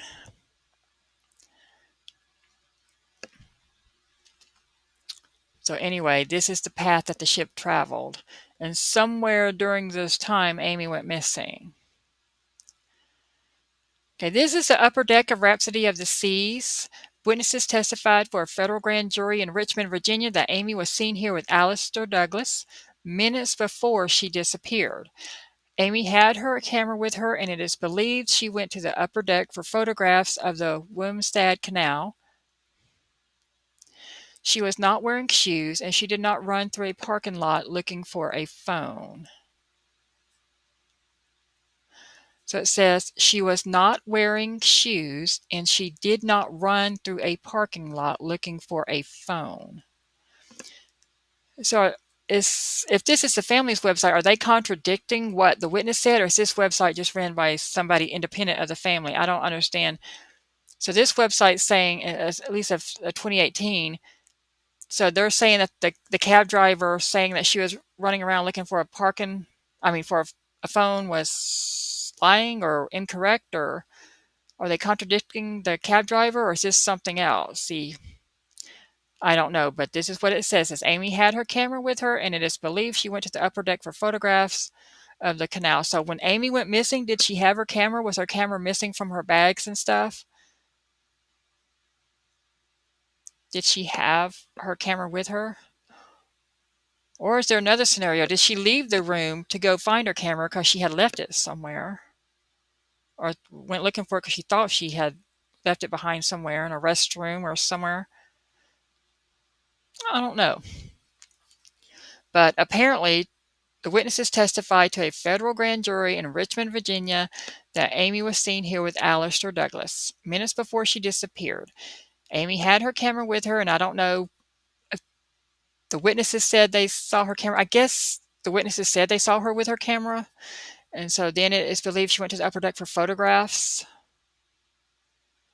She was not wearing shoes and she did not run through a parking lot looking for a phone. I guess that's according to the witnesses who saw her, if they saw her. So this case gets more confusing, doesn't it? Okay, so it says in the next post here, the FBI has had little success. We've pursued every angle from whether there was foul play, a suicide, or an accident, and we have basically not gotten anywhere, said James Weber, special agent in charge of the office in San Juan, Puerto Rico. FBI agents with trained dogs searched the ship Friday and Saturday but turned up no trace of Bradley, FBI spokeswoman Sarah Lima told television reporters. The agents took deck furniture and other objects from the cabin for testing, Steck said. FBI officials and family members said they never received any ransom demands. They believed she left the cabin and was kidnapped somewhere on the ship. I'm going to click on this and see where it takes us. Apparently nowhere. Oh, there you go. Oh, America's Most Wanted website. Okay, so this is the America's Most Wanted. Because they did appear on America's Most Wanted. So that's one of the first shows, or the first show that they went on to tell Amy's story. And it says Amy was probably removed from Rhapsody of the Seas through the cargo doors in a container or laundry cart. There's a service elevator from the upper deck where Amy was last seen to the cargo area. And there's pictures of the side of the ship. Okay, witnesses testified for a federal grand jury in Richmond, Virginia, that Amy was seen on the upper deck with Alistair Douglas minutes before she disappeared. Amy had her camera with her, and it is believed she went to the upper deck for photographs of the Wilmstad Canal and coffee. Witnesses testified that Alistair Douglas was seen giving Amy a drink that contained a dark liquid. Okay, are the witnesses who saw this the same two girls that said that they saw her going up in the elevator and then saw Alistair walking back by himself, or what? But these might be different witnesses. So do they have more than that one, or actually the two witnesses who said they saw Amy that morning? Very confusing. Okay. Rhapsody of the Seas has a glass elevator. Witnesses on the upper deck testified for a federal grand jury that Amy and Alistair Douglas arrived in the glass elevator at the same time. Witnesses also testified that Alistair Douglas was seen leaving the upper deck alone in the glass elevator. Okay, this is what they talked about in the Netflix documentary. Okay, I want to know who the witnesses are. They don't have to name them. They can say, but I want to know how many witnesses, female, male, what were their ages, whatever. I mean, their ages don't matter, but they need to like identify, because they're being, they're not being very, what's the word, transparent with who these supposed witnesses are. They don't have to name them if they, want to remain anonymous and out of this high-profile story. But there's witnesses, plural. What witnesses? Are they the same witnesses as these and these? And, are this just one or two witnesses, or are there multiple sets of witnesses? The FBI gave Alistair Douglas a polygraph. The results were identified as inconclusive. When Alistair Douglas left the room, he flashed a thumbs-up sign to his friends and Ron Bradley. I don't necessarily think that's suspicious. I think, just different cultures, and, you're just an employee on a cruise ship and some girl goes missing and you got to talk to the FBI now and take a polygraph. And the thumbs up just mean like, hey, hello, everything's good. Good luck or whatever. I mean, I don't necessarily think that means anything sinister or he's trying to taunt the family. Okay, and this is the posters of Amy with her pictures, missing in Curacao, March 24th, 1998. We don't know if she's actually missing in Curacao or she just went off the ship and missing in the ocean. This picture of Curacao. This is the canal in Williamstad. It is not part of the ocean. So there's a picture of the actual canal. And they did not find her body. So if she went overboard or jumped overboard, they didn't find her body. And apparently it didn't wash up ashore unless a bone or something washed up a long time later and they didn't test it or tell the family or something. Rhapsody of the Seas passed through this canal to dock at the Bunker Wharf in Shotgat Bay. Passage through the canal required about 55 minutes. So it's slow moving through this canal. They have to go slowly, I guess, to avoid hitting anything, obviously. And so they were in this area for about 55 minutes before they got over here, I guess. It is believed that Amy went to the upper deck for coffee and to take photographs of the historic buildings along the canal. 3 witnesses testified for a federal grand jury that Amy was on the upper deck and Alistair Douglas gave her a drink containing a dark liquid. Okay, so now we have 3 witnesses. So instead of the 2 18-year-olds, were there 3 young girls? Were they together? Were these separate witnesses? Is one of these witnesses or 2 of these witnesses the same ones who saw her in the elevator going up with Alistair Douglas? It appears that Douglas may have previously told Amy about the vantage point on the upper deck for photographs of the canal. Amy would have had no way of knowing she was being set up when she arrived to take pictures. Amy brought 15 rolls of film with her on the cruise. Her intention was to make a project with the photographs under glass in her new apartment. She wanted to cover the top of a trunk with photographs from her trip. According to Ira Bradley, Amy planned to cover the photos with glass. The Bradleys have 14 rolls of film. 2 rolls of film have been developed. They are photographs of Puerto Rico and Aruba. And I don't know if the other rolls were unused or they just weren't developed for some reason. This was the approximate location of Rhapsody of the Seas when Amy disappeared from the upper deck. The cruise ship had passed through the canal and had passed under the Queen Juliana Bridge. Rhapsody of the Seas was turning to dock at the wharf. The ship was not in the ocean. So this is the family's way of saying, no, she's not in the ocean. If she did jump from the ship, they would have found her. So they haven't found her. So obviously she's been kidnapped. I think that's what they're meaning here. They're trying to say that she went missing here, not in the ocean. So there's no way she's in the ocean. She must be on this island because she wouldn't have been lost here in this small canal. This is the Bunker Wharf area where the Curacao crab driver claims he saw Amy running and looking for a phone. So they use the word claims. Whoever does his website, they don't say, they believe him 100%. This area is little more than a parking lot with lots of oil tanks. The dock was portrayed in Vanished, and that's one of the documentary shows that this case was done on, as having brick customs buildings and sidewalks, but that is not correct.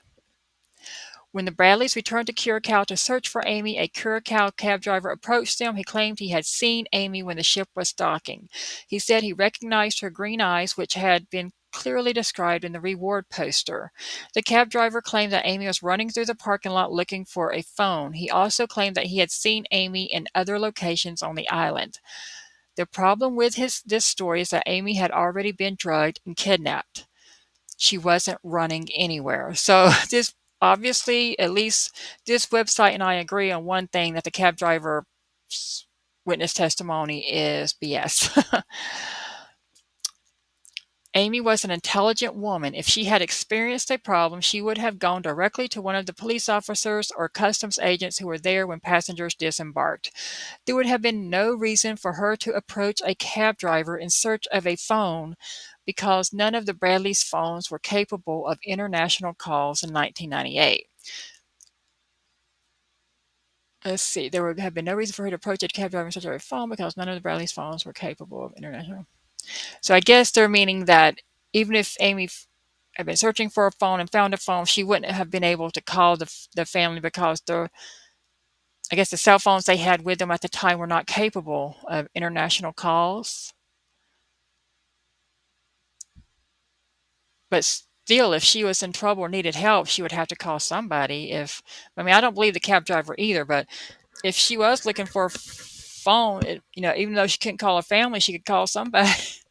If even if it's just somebody on the island. But I guess they're thinking like, oh, the cab driver's saying she wanted to call her family from a phone, but they say no, she would know that our cell phones wouldn't work for her to do that. I guess that's what they're saying here. The Bradleys had all turned their phones off in Puerto Rico. Amy had nobody to call. Well, like I said, if you're in help and in trouble, maybe she wanted to try to call somebody, or maybe she trying to call a landline phone back home in Virginia, or call a friend or something. If she was upset or distraught or wanted to get away from her family or something. So, you know, says she had nobody to call, but everybody's got somebody to call. I mean, her family weren't the only people whom she knew. And phones obviously can call landline phones. Okay, the cab driver failed to mention that Amy was without her shoes. Running through that parking area would have been very difficult without shoes. Amy was not seen in the parking area by anyone except this cab driver. And that's another reason why I don't believe the cab driver's story. Somebody else in the area, never came forward saying they saw her too. And so it was just his word and nobody else's. So I don't find his witness testimony or his witness um, statements to be true. There were no other reports. The cab driver gave his information to Ron Bradley a month after Amy disappeared. Like I said, people come forward for all kinds of reasons, and maybe he thought he could get some reward money or something. But I don't believe the cab driver's story. Okay, this is a picture of Alistair Douglas, aka Yellow. Beth Holloway and the producers of Amy's Vanish program asked Alistair Douglas to be part of the program. He declined.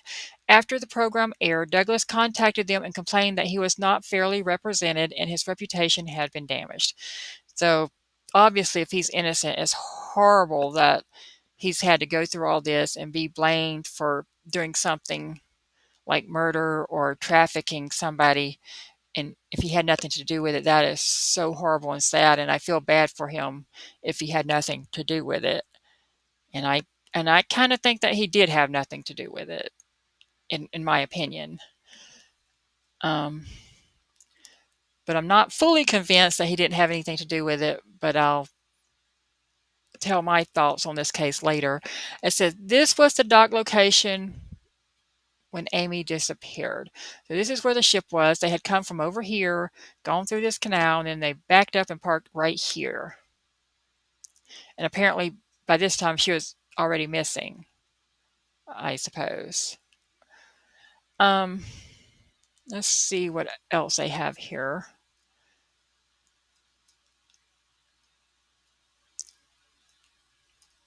Well, they have a lot of information. Good for them, the family or whoever does this website. At least getting information out there.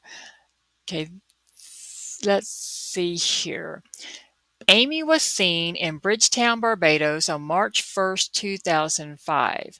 The witness encountered Amy in the bathroom of a Broad Street department store, but Amy was actually seen 3 times that day.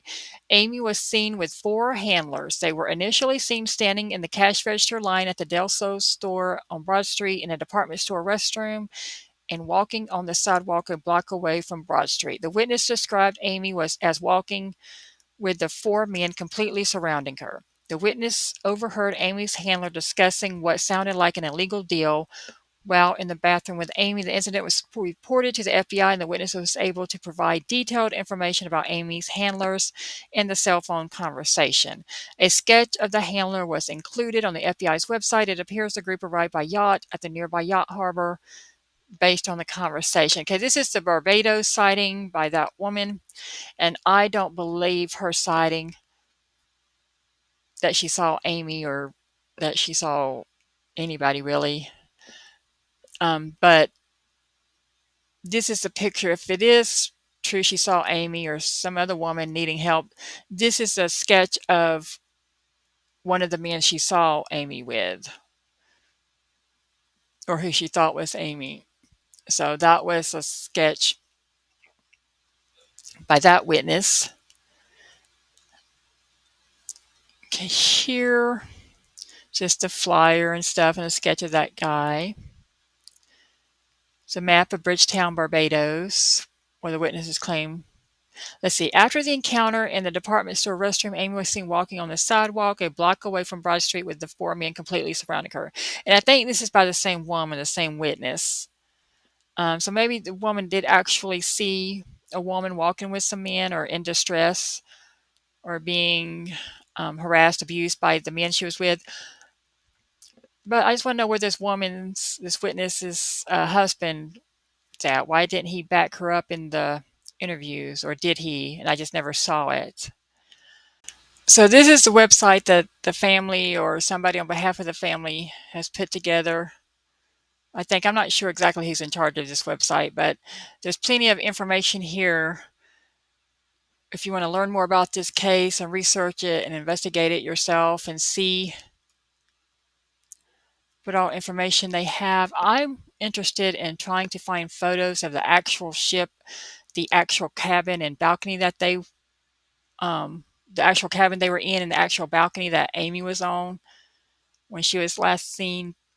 So that's what I'm looking for. And here's the pictures of that prostitute who I 100% do not think is Amy at all. But I know other people have different opinions, but I don't believe the so-called expert. I don't think that's her at all. I just don't. But, maybe my eyesight's not as good as somebody else's. And of course, I didn't do all these measurements and technological stuff or anything, scientific stuff. It's just from my eyesight and my mind, that's not Amy at all. I mean, a similar looking woman, and I can understand how if you're missing a loved one, you would think, well, God, that could be her, but I just don't think it's her at all. But this information is up here on the website in detail, and you can see all the and there's Wesley Neville, who I called an idiot earlier. It shows his experience. It says he's Federal Bureau of Investigation, OPU, adjunct Quantico, United States, certified forensic artist. This is all his experience. Lieutenant forensic artist, polygrapher, Florence County Sheriff's Office. So he's worked in law enforcement a long time and has a lot of experience as a forensic artist. And he worked for the FBI. But and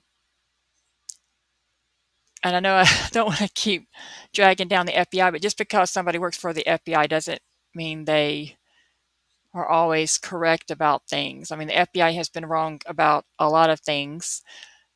And just one example, Richard Jewell, the person who they thought bombed the Olympics in Atlanta, Georgia. So I'm just saying, always, keep an open mind about things and don't assume that just because somebody says they're an expert or somebody says they're with the federal government that they know what they're talking about or that they're always correct.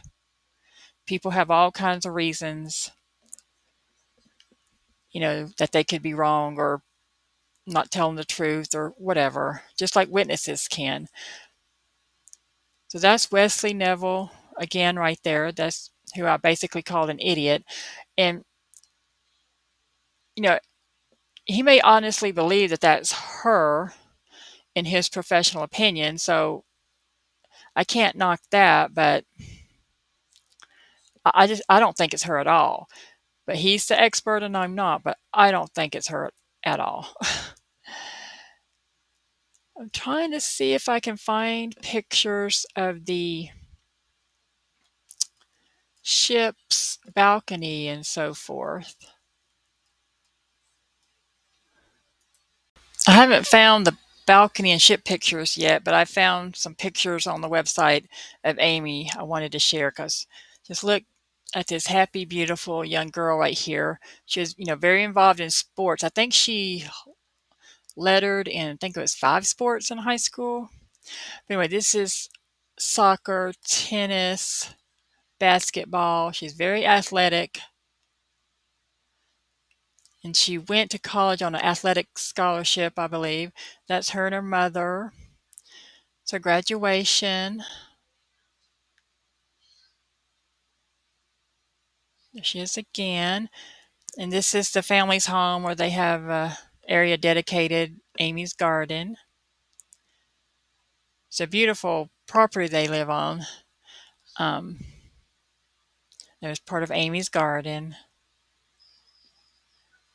Beautifully kept garden area too. There's her dog, who she had adopted not long before the cruise ship. That's Amy and her baby dog. When Amy graduated from college, we wanted to get her something for her graduation, and she had always wanted an English bulldog. We found a breeder and went to visit, and she picked out her puppy and named him Sir Billionaire Bailey Boy. One day, Ron affectionately called him the Pooter for obvious reasons, and Amy said, "Dad, he's not the Pooter, he's Bailey." When she moved into her apartment, of course, she took Bailey. Amy, if you see this, I think it means if you see this, call your dad and mama, they miss you. Oh. And this is the original that was on the ship when she went missing. Please be informed that guest Amy Bradley of cabin 8564 has been missing since approximately 5 a.m.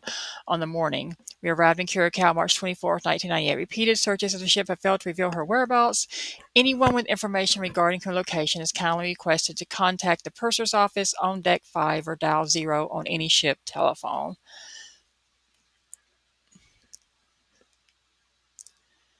So that's some pictures of Amy.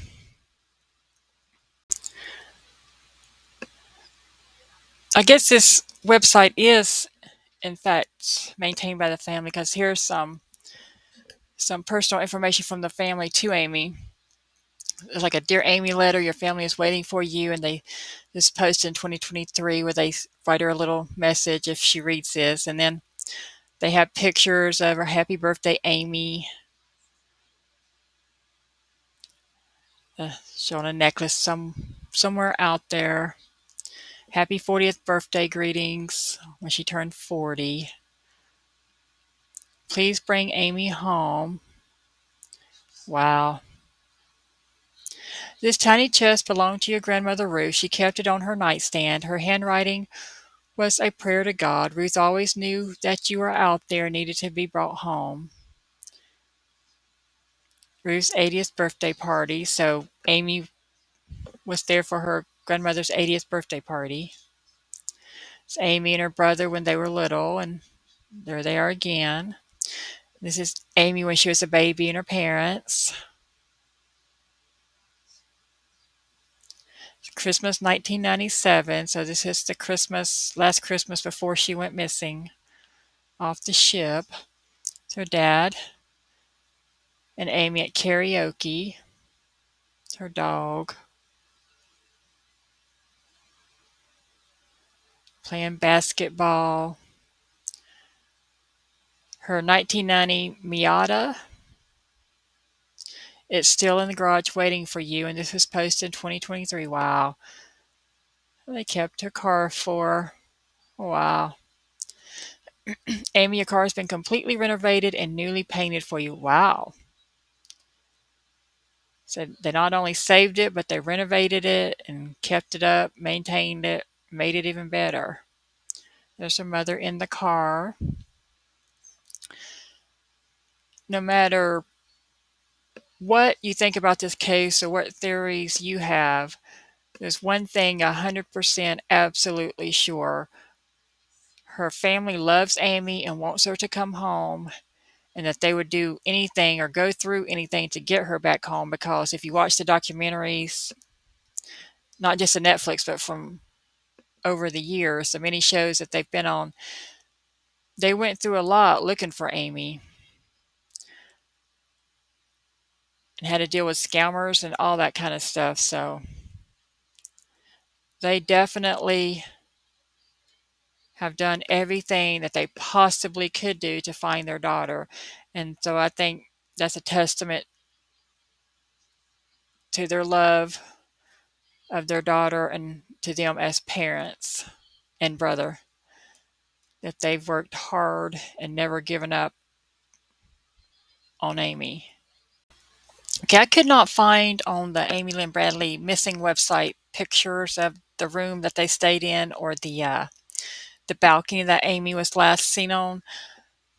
But I looked up some pictures of ship balconies to try to get an idea of what might could have happened if she did go overboard from the balcony. So like here's I don't know what the Rhapsody of the Sea ship balcony looked like that she was on. If anybody has actual pictures from the cruise ship that Amy was actually on, please let me know, like post a link if you can in the comments below so that I can look at them. I have never actually seen a picture of the room that Amy's family was in, or of the balcony that she was last seen on, of the specific balcony that she was on, that I know, to my knowledge, I don't remember it was being in the Netflix documentary, or post. I could not find any pictures posted on the families or the website for Amy Bradley missing. So either they hadn't actually taken pictures in the room yet, or of the balcony specifically, because they were take pictures of stuff they saw on the ship or off the balcony, but maybe they didn't take a picture specifically of the balcony or of the room, obviously, or pictures in the room yet. Maybe it's just something, they didn't think to take pictures of or whatever. So I haven't seen any pictures in any documentaries either of what the specific room they were in looked like, or what the setup was, or how their balcony was. But just an idea, because I've never been on a cruise, but there's different kinds of balconies and ships. But like this right here, and I believe she was on the 8th floor. Her cabin was on the 8th floor of the ship, so she would have been pretty high up. But let's just say it was something like this. Was it just these like glass, call them partitions, whatever? Was there something that she could have stepped up on down here to lean over the balcony if she needed to vomit because she was throwing up because she was drunk or something? And they talked about a table being pushed in front of the balcony. People who think she committed suicide think maybe she used the table to step up to jump off the balcony. She was athletic. And if it was like this, let's say she's up here and she wants to jump here, you would obviously need something to help you get a little propulsion, or whatever you call it, going, because if you just go straight down, you would fall right here, wouldn't you? You would fall here, or you'd hit the side of the ship. Some people who have fallen off ships have hit the side and landed on, what do you call these? The boats, the emergency boats, or whatever, the rafts. But let's say she's on the balcony and she's depressed, drunk, or whatever, and she's just upset about whatever, and she pushes a table up against here to help her get a good jump going. I remember, she's like intoxicated out of her mind, let's say. I don't think she's just perfectly coherent and just decided all of a sudden, I'm going to end it all and jump off a ship before I get back home from my vacation. But let's just say she's drunk and out of her mind, not thinking clearly, upset about whatever inner turmoil she had going on in her life that maybe nobody really knew about. And she's impulsive and, young. How would it have, let's say she stood up on the table and then just kind of flung herself out here? Or was her ship different and it was just a straight down drop, so she just used the table and dived in, jumped in? Remember, she was athletic, so did she just take a dive and whoop, go in the water? Or like I said, did she accidentally just fall? I can't think of any reason why. Let's say if the table was in front of the balcony because she used it to step up on, I cannot think of any reason why you would need to step up on a balcony to vomit unless you're super short. And I think she was like 5'6", and I know balconies are there to protect people, so they obviously want to protect tall people too, but wouldn't you still be able to vomit off the side of a ship if you needed to without standing on a table? And wouldn't that be scary if you're coherent enough to know that you need to vomit off the side of the balcony so it won't go in the room or on the balcony? Wouldn't you know that standing on a table would be dangerous? So unless you're purposely planning on going over the ship, why would you stand on a table? But we don't know that she used the table to stand on at all. It was just moved, and like they said in the documentary, the cleaning crew could have moved the table. So, the room wasn't preserved for evidence, so they don't know, how the table got moved, if Amy moved it herself or not. But let's say she did. Let's say, the cleaning crew cleaned stuff, but they didn't move the furniture around or nothing. They just cleaned the room and made up the bed and went on to the next room. And the table was where Amy had left it. Why did she move it? Just to have closer to her chair, to put her cigarettes on, I don't know. So it could be that Amy did move the table to use it to stand on. But what was the purpose? Was the purpose because she wanted to end it all? Or was it just because she needed to vomit or something? Or she was trying to take a picture of something early in the morning? I don't know. You know, it's just hard to speculate. But it's an unsolved mystery, so like I want to speculate because you just want to think of all the scenarios that could have happened. And here's some other pictures of balconies. I'm thinking maybe her balcony was like with just this glass partition and a railing right here, and that's why a table would have had to been used if she wanted to go over it, because otherwise I haven't heard anybody say that she stepped up. She possibly could have accidentally fell over by stepping up on like a railing that was down here to lean over to throw up, and then accidentally fell over because she was drunk and stumbling or something. So it makes me think that if some people think that she used the table to step on, that she would have had, that there's no other way that she could have gotten over unless she jumped up and went over or used the table to climb over the railing, that there's no way that she could have just accidentally have fallen, even if she did lean over to vomit, unless she was on a table or something. So these are various kinds of balconies on ships, and like here's these are two pictures side by side of some young man on a ship climbing up to the balcony above, or climbing up to give the man something above or whatever. But it shows just how like small these balconies are. And I don't know if Amy's ship was like this, but if her ship was like this, how you can possibly, if you want to, and I don't know why anybody would want to, but climb around this partitions here to get on the next balcony. Was she drunk and trying to get to a balcony to see somebody next door? There's information that the guy who lived or who was staying in the cabin next door to theirs. Can't remember if he said he saw Amy or and spoke to her. It's just the girl next door. He didn't actually go over to her, and he didn't invite her over to his cabin, whatever, and fallen. And if she had fallen, wouldn't he have said something to somebody unless he purposely pushed her? And I don't believe he had anything to do with her disappearance. And I mean, he voluntarily was in the documentary. So, I mean, not everybody who saw Amy on the ship is sinister or has sinister motives. Is I don't think it's good to accuse everybody who came in contact with Amy of doing something wrong just because they came in contact with Amy on a cruise ship. But anyway, so what's the balcony like this? And look at it. I don't know how tall this young man is, but it looks like it comes up a little bit above his waist. So is it possible, being drunk, and let's say you lean over the balcony to throw up, could you have accidentally fallen off for some reason, or accidentally fallen off for some other reason? Was she leaning, did she wake up, get out of her lounge chair, lean against the balcony arm, and something just happened? She fell over? Um, just being drunk, stumbling around,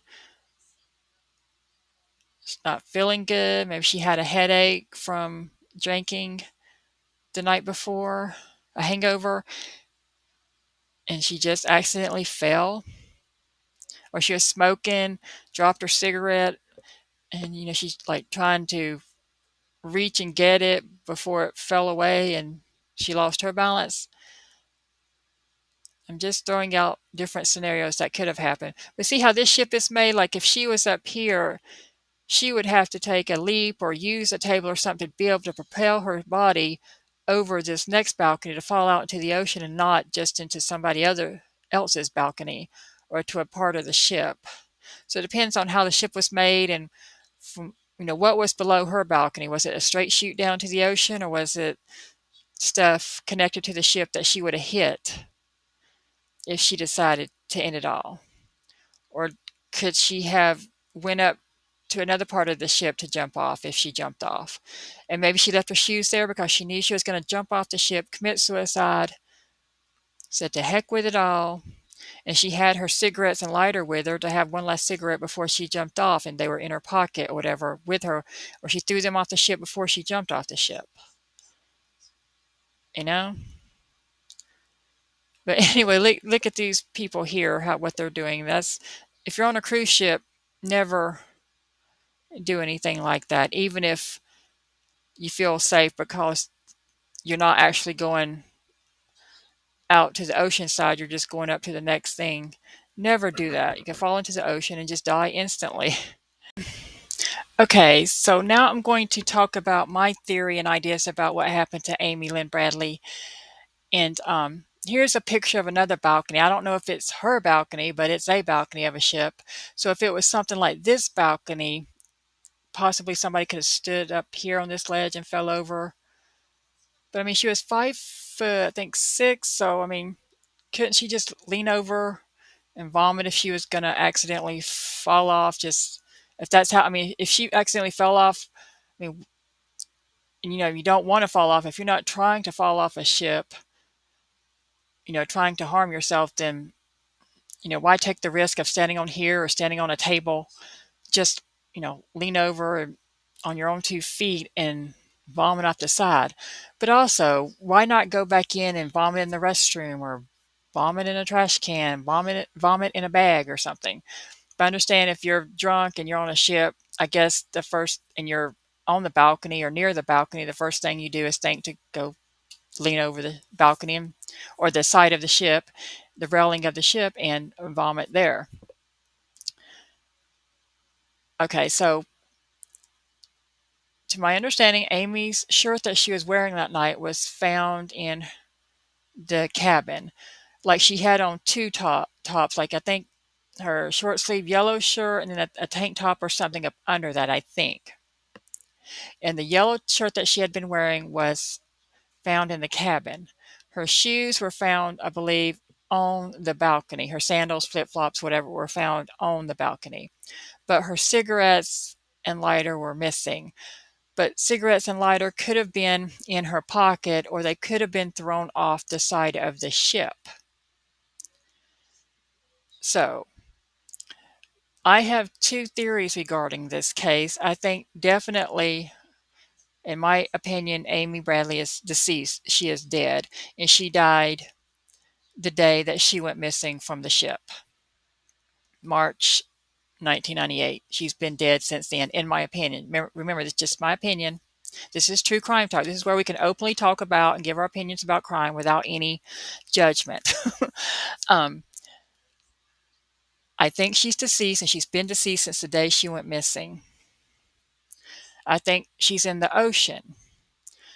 But my theories are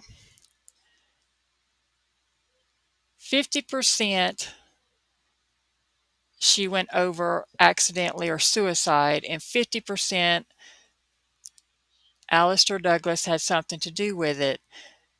But my 50% theory that Alistair Douglas had something to do with it only depends if the witness statements are accurate, if they are correct about the time they saw Alistair Douglas and that they are not lying and that they are not mistaken.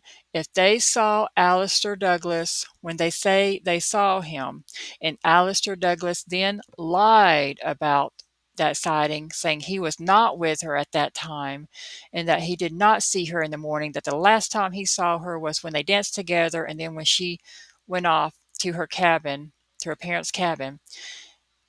If Alistair Douglas lied about that, then I would say there's a 50%, well, probably like 100% chance that he did something to her or knows what happened to her. If they had some kind of argument or he tried to get fresh with her or something and he got mad because she didn't want to do anything with him and he threw her off the ship. Either he beat her and threw her off the ship, strangled her, then threw her over the ship, or he just threw her over the ship alive. But there are no witness accounts of that, no video footage of that, and no witness statements or accounts that I've ever heard that somebody heard somebody screaming or somebody saw or heard a ruckus, a fight or argument or anything like that the morning she went missing. So I kind of lean toward I do not believe the witnesses saw Alistair Douglas with Amy when they thought they saw her or when they told this made up this lie that they saw her with him. Either they just, one of those kind of witnesses who come forward and they're not telling the truth for whatever reason. Some witnesses believe in their mind because, there are people out there who believe what they are saying, and then some people just purposely lie for attention or whatever. So, but if those witness statements were correct, I would say there's like 100% chance Alistair had something to do with their disappearance. But I don't buy the witness statements. I just, I don't believe them. So I'm going to say that Alistair Douglas, Yellow Douglas, had nothing, absolutely nothing to do with Amy's disappearance. Absolutely nothing. And I'm going to say, they talked about in the Netflix documentary that other people on the ship could have had something to do with her uh, disappearance, a collusion with Alistair Douglas or on their own. I don't believe anybody on the ship had anything to do with Amy's disappearance. My theory and my thoughts on this case, trying to use logic, reasoning, common sense, and just, what most likely could have happened in my mind is that when I watched the Netflix documentary, like before, I never really bought into the human trafficking aspect, but I thought somebody on the ship could have done something to her and then threw her overboard, like assaulted her and then threw her overboard. But after seeing the Netflix documentary, it actually makes me think that nobody on the ship had anything to do with her disappearance because I learned something I did not know ever before. And maybe I just missed it, never really thought much about it. But I never knew until I watched the Netflix documentary that Amy Bradley was gay, that she was a lesbian, that she was homosexual. I never knew that. And why is that important? Because this was 1998, and apparently she had just come out to her family, and they were not thrilled with it, or they weren't like very okay with it, which is perfectly understandable. You have this little precious baby girl and you think she's going to grow up and she's going to have the traditional family and give you grandkids or whatever. And so I can understand when parents find out for the first time they're being disappointed, or maybe their hopes for the future crushed. I can understand that. So I'm not putting down the parents at all. And and I'm not putting down Amy for being gay. That's I'm just saying that I did not know prior to watching the Netflix documentary that Amy Lynn Bradley was gay. Yes, okay, when I've seen her in documentaries, I saw the short hair and that she was athletic, but that doesn't mean she's gay. It just means she's a tomboy or whatever. You know, a lot of women who aren't homosexual like sports and stuff. That doesn't mean anything. That doesn't mean that they're gay. But the fact that I found out that she was homosexual for the first time in this Netflix documentary, gave me some thoughts that maybe she was having a hard time dealing with her sexuality, or that her family was, and no fault to them. Children want acceptance from their parents, especially if they love and respect their parents, which I know Amy did. From everything I've seen, the family, were very close. They loved each other. Very tight knit family. The parents were very much involved in their kids' lives growing up. They went to all their sporting events. They were there for them. They supported them financially, emotionally, and physically. So it's a very good family, a very loving family. So very good parents. They didn't do anything wrong. Amy didn't do anything wrong. Brad, the brother, didn't do anything wrong. So you have this very close, tight knit family, and then you have a daughter who realizes that she is gay, or that I don't know if she realized it in high school or college, but when she went to college, I think is when she had her first real girlfriend, I think. There was talk in the documentary that Amy would have boyfriends, kind of like a double life. Like she was a lesbian, she had a girlfriend, or she dated women, but she also had a boyfriend, and she told her girlfriend to also have a boyfriend so that they could appear to be, heterosexual women dating heterosexual men. In reality, though, that she was gay and had a girlfriend, or wanted to have a girlfriend, and didn't really want a boyfriend, but she dated boyfriends, I guess, to put on the appearance for others, whether her family, other school people, other friends who didn't know she was gay or whatever, to let the public think that she was heterosexual dating men. And then I think in some interview I saw with Bradley, I don't think it was in the Netflix documentary, I think it was after that, where her brother was giving an interview. He said, yeah, they knew she was bisexual. She dated men, whatever. I don't think she was bisexual. I think she was a lesbian and could not live the life. She felt like she couldn't be her true self, so she had to hide her true self from some people. Because, if you're a lesbian and you have a girlfriend, why get a boyfriend? If you're happy with your girlfriend, and I don't think it's would say, well, she's bisexual, or there's some kind of, whatever, polyamorous relationship, whatever. I don't think that was the case at all, anything like that. I don't think she was, wanted to be with guys and wanted to be with girls, was dating by guys and girls or whatever. I think she was a lesbian. That's who she was. That's who she wanted to be, who she needed to be. And she felt pressure that she couldn't be who she really was. I think that put a lot of pressure on her. To my understanding, there is a higher suicide rate, or there used to be, and I guess there still is, a higher suicide rate among um, gay people, especially young people, teenagers, college students, whatever. There's a higher suicide rate. To my understanding, I learned that several years ago. As far as I know, it's still the same. That there is a higher suicide rate among people who are gay, and there's also a higher suicide rate among young people in general. Teenagers and college student age people are more likely to commit suicide than other age groups, to my understanding. Not an expert, just what I read at one time a few years back. And gay people are more likely to commit suicide at a younger age. Um, Everybody wants the approval of their parents. And even if your parents love you unconditionally, when you've disappointed them, or you feel like you've disappointed them. Amy could have felt, and probably wrongly, because her family loves her, and they would love for her to be alive somewhere.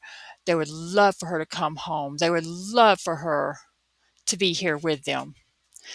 They would love her unconditionally, and they did love her unconditionally.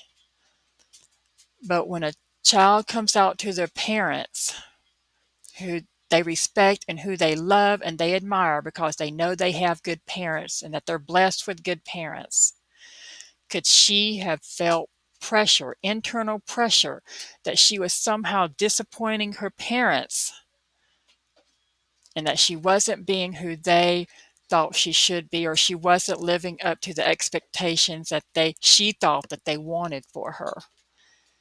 And in a split decision moment, being drunk and being on a cruise away from home and away from her friends with her family, because she had felt the pressure even more, and she's drunk and she's alone out there on the balcony,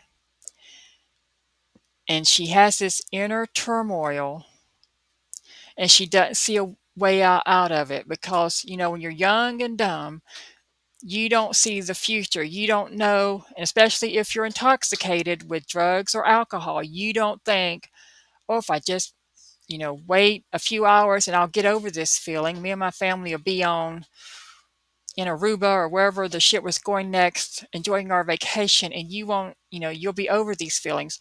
But she was in a moment of depression, and she had this inner pressure building up inside because she felt like she wasn't living up to what her parents and her family expected of her. And I'm not blaming her parents at all. Like I said, this could be feelings that Amy had within herself that her parents really didn't have nothing to do with. Like, her parents accepted that she was gay and they loved her unconditionally, but for some reason she got depressed and wasn't feeling that love, or wasn't, I can't say it enough. Kids who have good parents want to please those good parents. I mean, Amy didn't come from a family where she's like, F off, I'm leaving. I don't care what y'all think. Y'all sucked as parents. Y'all never loved me, took care of me, so I'm out of here. No, she was blessed with a good home and a good family. And so when you have good parents, you want to please them. You want them to approve of everything you do.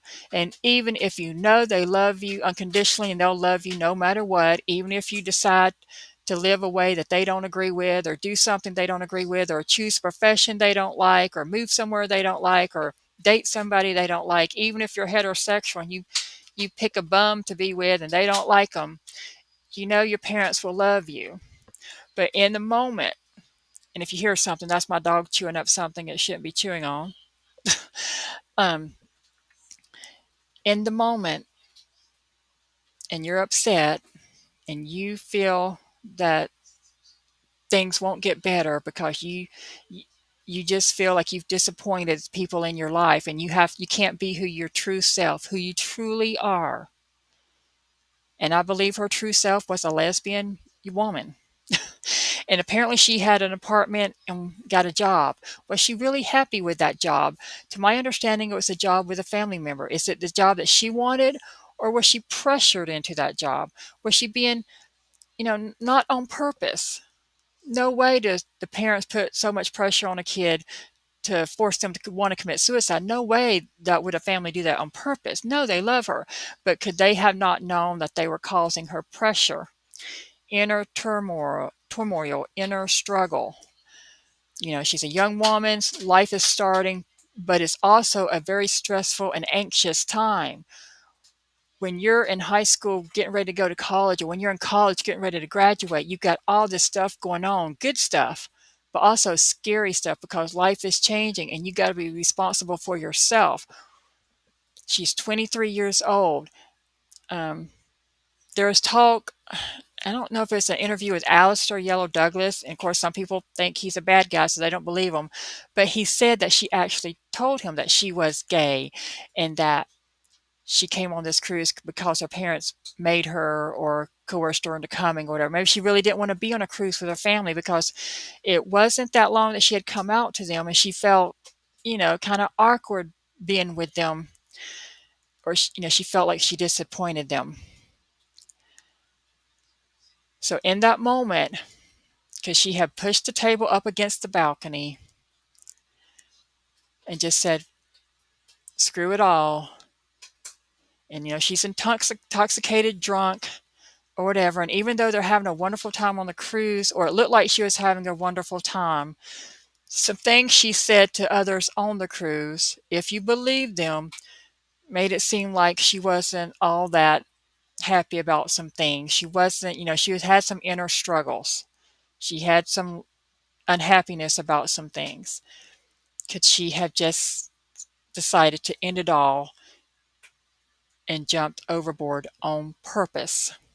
Or accidentally on purpose, meaning she was drunk. And had she not have been drunk, had she had just, partied with one or two beers and not been intoxicated, and then, when her brother went to bed, she got in bed. In the morning, next morning, she would have been all fine and good. But in that moment, just in a moment of sadness and, just feeling all the pressure because, alcohol is a depressant, isn't it? I'm not a drinker really, so I don't know how alcohol can make you feel. But if you're already feeling upset and depressed, alcohol even, magnify that more. And in that moment, you say, I can't handle this no more. I'm going overboard. And she just jumps off the ship. Easy for her to do because she's athletic. I know her family, or some people say she was scared of the water or whatever. She was an expert swimmer. And yes, she didn't swim in the ocean, but if you're committing suicide, you're not trying to swim, you're trying to die. And you just very easily, and I guess alcohol can take away your inhibitions, and it's easier to jump overboard and not be afraid of doing that if you're drunk or on drugs or something. Let's say she was also into some drugs. I'm not saying hard drugs or whatever. She's athletic and healthy, whatever, but she did smoke a lot. And there was people, her friends, I think I don't know if her current girlfriend, ex-girlfriend, said that she had started drinking more, she noticed. So was she drinking more alcohol because she felt the pressures of life, the pressure of being a lesbian, the pressures of being young and graduating college and starting your life, the pressure of starting a new job, the pressure of trying to pay your own rent, take care of yourself, all of this. And then you have this thing where you come out to your family, and of course it's a hard thing for her and it's a hard thing for them, and she just ended it all. So my theory, assuming that the witnesses are incorrect or mistaken when they say they saw her with Alistair Douglas that morning, because if they saw her with him, why would he lie about it? That would make him look guilty. Unless he just couldn't admit that he was with her because she ended up missing and he couldn't let his bosses know that he was that's my dog if you heard that noise. So my theory is that Amy Lynn Bradley has been dead since March 1998, and that she committed suicide on purpose or purpose accidentally. Like, in other words, if she had more time to think about it, you know how young people, you think, oh, it's the end of the world, things never get better or whatever. As you get older, you realize, one day could be bad, the next day could be great. But in that moment in time, she felt things were bad. She felt bad. She felt like she needed to end it, and she ended it. But if she could have just held on a little longer, like when her parents woke up or something, things would have just been fine. And she sobered up, and she went to bed and got some good rest. But I think in the moment she purposely decided to end it all, and she purposely committed suicide off the ship. And that is my ultimate theory. I used to be like 50% this, 50% that, but after seeing the Netflix documentary and learning things I did not know previously, that she had just recently came out to her parents and that she was gay. And I know they say they accepted it and all that, and I'm sure they did. Of course they loved her unconditionally, of course. But how people think and how people feel can be two different things, and how they thought. They knew they loved her unconditionally, but did Amy feel that way? Did she feel like she had let them down because she was a gay woman? Did she feel like coming out to them, that she had to carry on like she was dated guys too, or had a boyfriend, or was it better to be bisexual and just had like a lesbian? Like she just couldn't be herself and just date a woman and bring her girlfriend home and say, Mom and Dad, this is my girlfriend. This is who I love. This is who I want to be with. I don't want to date no dudes. Because there was statements made in a documentary that she dated a girl or a boyfriend just to put on appearance, and she had her girlfriend date a boy too just to put on the appearance that they were heterosexual. Why would you want to go through all that and hide who you really were unless you felt pressure to do so? And not pressure from her parents, just pressure from society in general at that time, 1998. So that is my ultimate theory on this case. So, of course, I won't be talking about this case anymore because I think she committed suicide. And of course, that's sad, and I don't want to keep speculating and on things that I don't believe that happened. I don't believe she was human trafficked, sex trafficked, or taken off the ship for anything like that. I don't believe she was murdered off the ship. I don't believe she's out there living somewhere. I don't think she left the ship on her own to run away from her family. Although that would be great. I hope I am wrong. If she appears one day and comes back home, that would be great. I would love to be wrong. I would love to be wrong, but my theory is that I think she's deceased, and she's been deceased since 1998 by her own doings. Now, another theory that I heard, I don't know if it's in the documentary or some other show, but was that because she was an expert swimmer, that I'm just trying to lighten things up here, that because she's an expert swimmer, very athletic, that she purposely jumped off the ship to try to swim to the shore, and she was going to meet her family there. And I think that's silly. I mean, I think, like, who would, do that? Like, and if she purposely did leave the ship and had intentions of coming back, I believe she would have told her parents or left a note or whatever, or asked her brother to go with her, or told her brother where she was going or something. So I don't think she intentionally left the ship to buy drugs or to meet up with somebody or anything like that. And I don't think she left the ship to start a new life or anything like that. I don't think she's out there. I think she's deceased. I think she's just a girl who committed suicide, and it happens a lot. It happens too much, but it is more likely for young people. It's more likely for gay people when they're young to commit suicide. They have a higher suicide rates. No fault of her families. Sometimes people can be going through things on the inside that you don't see. She smiles in her picture. She looks beautiful.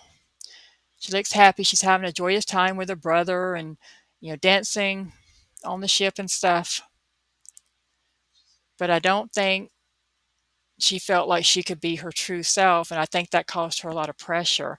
And yes, this is total speculation and just my ideas and theories, but it's from all the information I've gotten from watching documentaries over the years. And then when I watched the Netflix documentary and found out that she was gay, which I never knew, thought maybe, it's a bit tomboyish, obviously, just, from the short hair and the athleticism or whatever. But I never knew that she was gay. And I didn't know that just before this cruise that she had come out to her parents, and I didn't know that she was kind of living a double life, or trying to hide who she really was by having herself and her girlfriend have boyfriends when they really wanted to be with each other, but they put on this appearance. They had boyfriends too, so that, I guess, for the public, for society to think that they were not lesbians. Um, all that kind of stuff just makes me think she purposely ended her life in a moment of just feeling hopeless, that and desperate and sad and just lonely within herself, even though she was on a cruise with a lot of people partying, and even though she was with her family. She just kind of, how sometimes you just get those alone moments. And I think that's what happened to Amy Bradley that morning. I think definitely, if she hadn't been drunk, or, had drunk so much that night, throughout the evening and then early morning, um, the family said her tab said she had, I forget how many beers, but she had a lot of beers, but that's all. But she could have had other drinks that were provided to her, from other people on the ship, who she met up with. Like, did Alistair, buy her a drink or give her a drink because she had drunk his drink? Could she have had other alcohol besides the beers. And frankly, all the beer she had would have been enough. I mean, she's what, 120 pounds, 5'6". I mean, she had that many beers. I forget how many beers it was, but it was quite a few beers. I mean, I think it was like 10 or more, wasn't it? 8 to 10. I can't remember, but I know it was like more than 2 or 3 beers. So, that could have made her psychological condition worse. And she just decided to end it all. And also, what makes me think this, the father says that he heard a noise that woke him up. I think the noise he heard was either her splashing in the water or her going overboard. Maybe he heard the table move or heard some kind of noise, and that's what woke him up, but he didn't know that that's what woke him up because, he wasn't thinking like that, or he didn't want to face that idea. So she went overboard. There's a noise that woke him up. And I always thought it was odd that he wakes up, sees she's not on the balcony, and then he goes looking for her, and then he comes back frantic when he can't find her. I know dads can be very protective, but why would you just assume that something bad has happened to her when you've only searched certain areas of the ship that you can get to? When you haven't, how do you know she didn't meet up with a female friend or a male friend and it's in a room somewhere, not for like a hookup, like a to have sex or a date, but just she met a friend, male or female. She could be talking to an old woman for all he knows somewhere on the ship. I just think it's odd that so quickly the family assumed the worst, that something devastating had happened to her. Like, could be they're just parents and they had that sense that parents know when something bad has happened or is happening to their child, but it's just like immediately the father, he goes frantically looking for her because he thinks something's wrong. Why did he think something was wrong? She's just not in the room. That doesn't mean anything. Did he have did they know that she was having problems? Did she make statements to them that she was suicidal or wanted to jump off the ship or something like that? Because remember that thing where one of the cruise employees, I think from Portugal, said that the mother had asked, what is the procedures if somebody goes overboard or jumps off the ship? I forget the exact words, but why would the employees say that when he's interviewed by the FBI if somebody didn't tell him that? Was he a pathological liar? I mean, how did that enter his mind? Or was he just scared and nervous being interviewed by the FBI and he just starts saying things about the mother? Or, if there's any truth to that, then the parents might have had some inkling that there was something going on with their daughter. Maybe she had issues before. Maybe it just came on because she's young. And like I said, she's graduated college and she's starting a life. And she came out to them.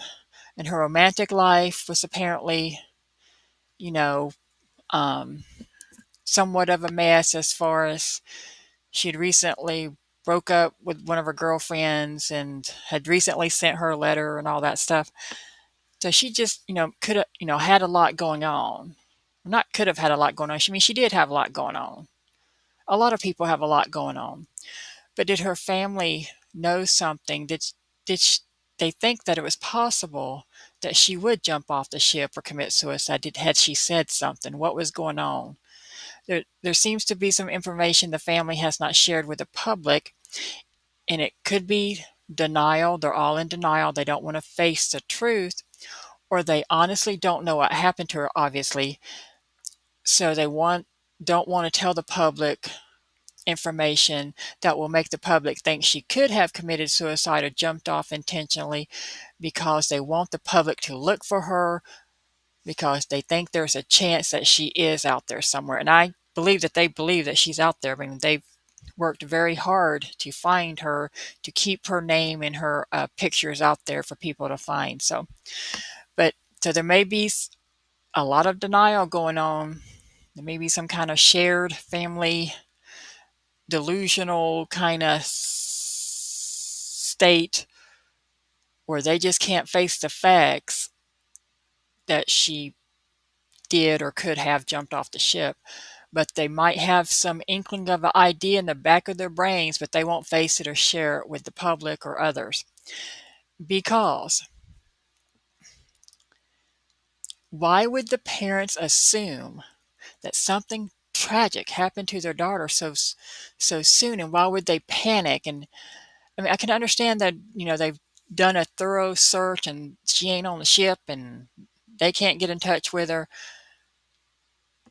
But the dad wakes up. Earlier he woke up, she was asleep on the balcony. He said she was asleep on the balcony. He didn't say he had a conversation with her, that they spoke. He said she was asleep on the balcony because he saw her laying or sleeping on the balcony chair, or he saw her legs. So how does he know she was asleep? Maybe she was laying there awake. Apparently he didn't see her eyes, he just saw her legs, and he didn't speak to her. He talked about no conversation. And then he wakes up and he says he doesn't know what woke him up. Could it have been Amy going overboard? Now, some people will say it could have been Amy leaving the cabin, but she left her shoes behind and she didn't leave a note or tell anybody where she was going. Well, okay, they're all asleep, but she could have left a note. But she's 23. I mean, it's a cruise ship. You just, if you want to go get coffee or get breakfast or whatever, you just go do what you want to do. But he immediately, when he doesn't see her in the cabin, it's like immediately he goes looking for her. Where all did he go looking for her? And why? Did he think it was possible that she went up somewhere to commit suicide? That she went, to the upper deck or whatever to jump off the ship? Or did he think that she was being harmed? Why would he assume that she's being harmed by some dude? Because apparently some crew members, wanted to take her to Carlos and Charlie's in Aruba or something. He just assumed that the employees on the cruise ship were bad people. Why did the dad so suddenly assume the worst when he woke up and she was not there, when he had just seen her not long ago, like 30 minutes, was like between 5:15 and 5:30 he last saw her sleeping on the balcony, and he wakes up, and then, or no, it's like 5 a.m. or 5:15, and then a little bit later he wakes up and she's not there, so he assumes he's got to go look for her. He didn't say, I went to go, you know, be with her to see if she wanted to get breakfast together or have coffee while they sleep late, while, the brother and the mother are still asleep, whatever. He went looking for her. Why was she not allowed to be, she's a 23-year-old woman. Why is she not allowed to be on the ship by herself, wandering around or doing whatever, unless the parents knew or assumed that she was in such a mental state that they had to keep an eye on her, that something was wrong with Amy, and that they didn't want her to be alone. They wanted to know where she was and what she was doing at all times on that ship. And not just because they fear, like, parents do, that their daughter could be kidnapped or raped or whatever.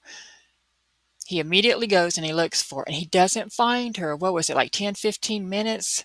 He comes back to the cabin and wakes up his wife. And what does his wife always say in interviews that I've seen over the years? She says that his face looked frantic, and I forget the other word she used to describe his face, but he came in the room and woke her up, and she knew by the look on his face that something bad was wrong. Why would something bad be wrong when it's only been 10 or 15 minutes? You can't find your 23-year-old daughter and you're on a cruise ship. Why is something so bad that early on in their minds? That makes me think that they knew, I'm not blaming them at all, that they knew or had some kind of idea, but they can't face it, that something was going on with Amy, mentally, emotionally, whatever. And so they assumed the worst. And then they assumed the worst, but then instead of thinking that she jumped or fell off the boat, they just start placing the blame on everything and everybody else. Like something bad has happened. So it's like intellectually they know something bad has happened. But mentally their brains are playing all kinds of gymnastics, doing all kinds of gymnastics to not face what they they probably think actually happened, and they're trying to put all the blame on something that makes it, more able for them to deal with in their minds. Like they would rather think that she had been kidnapped off the ship by perverts or organized crime people or whatever, than to face the facts that she purposely jumped off that ship. I mean, I'm not a psychologist or a psychiatrist, but the more I learn about this case, and after I learned more about Amy's personal life in the Netflix documentary, it makes me think the family is aware but is not aware. So I have nothing but compassion for them, total compassion for them. But it's like they can't face the facts. And a lot of parents who have kids who commit suicide cannot face the facts. And this may be one of those type of cases, this type of scenario where their precious daughter ended her own life and they can't deal with it. And it's like some kind of shared delusional state. It's a family of four, tight-knit family, and so the rest of this family, all three members, all these years, it seems like they have done nothing but obsess over this. And they also really believe, but I think it's a bit, maybe delusional, that she is out there somewhere. But I understand, since, you know, the police or the FBI, the authorities, nobody's been able to show them a body. And so that makes them think our daughter's out there. We got to find her, because they probably think maybe she ran away from us because she's upset with us. We've had a little bit of issues since she came out or whatever.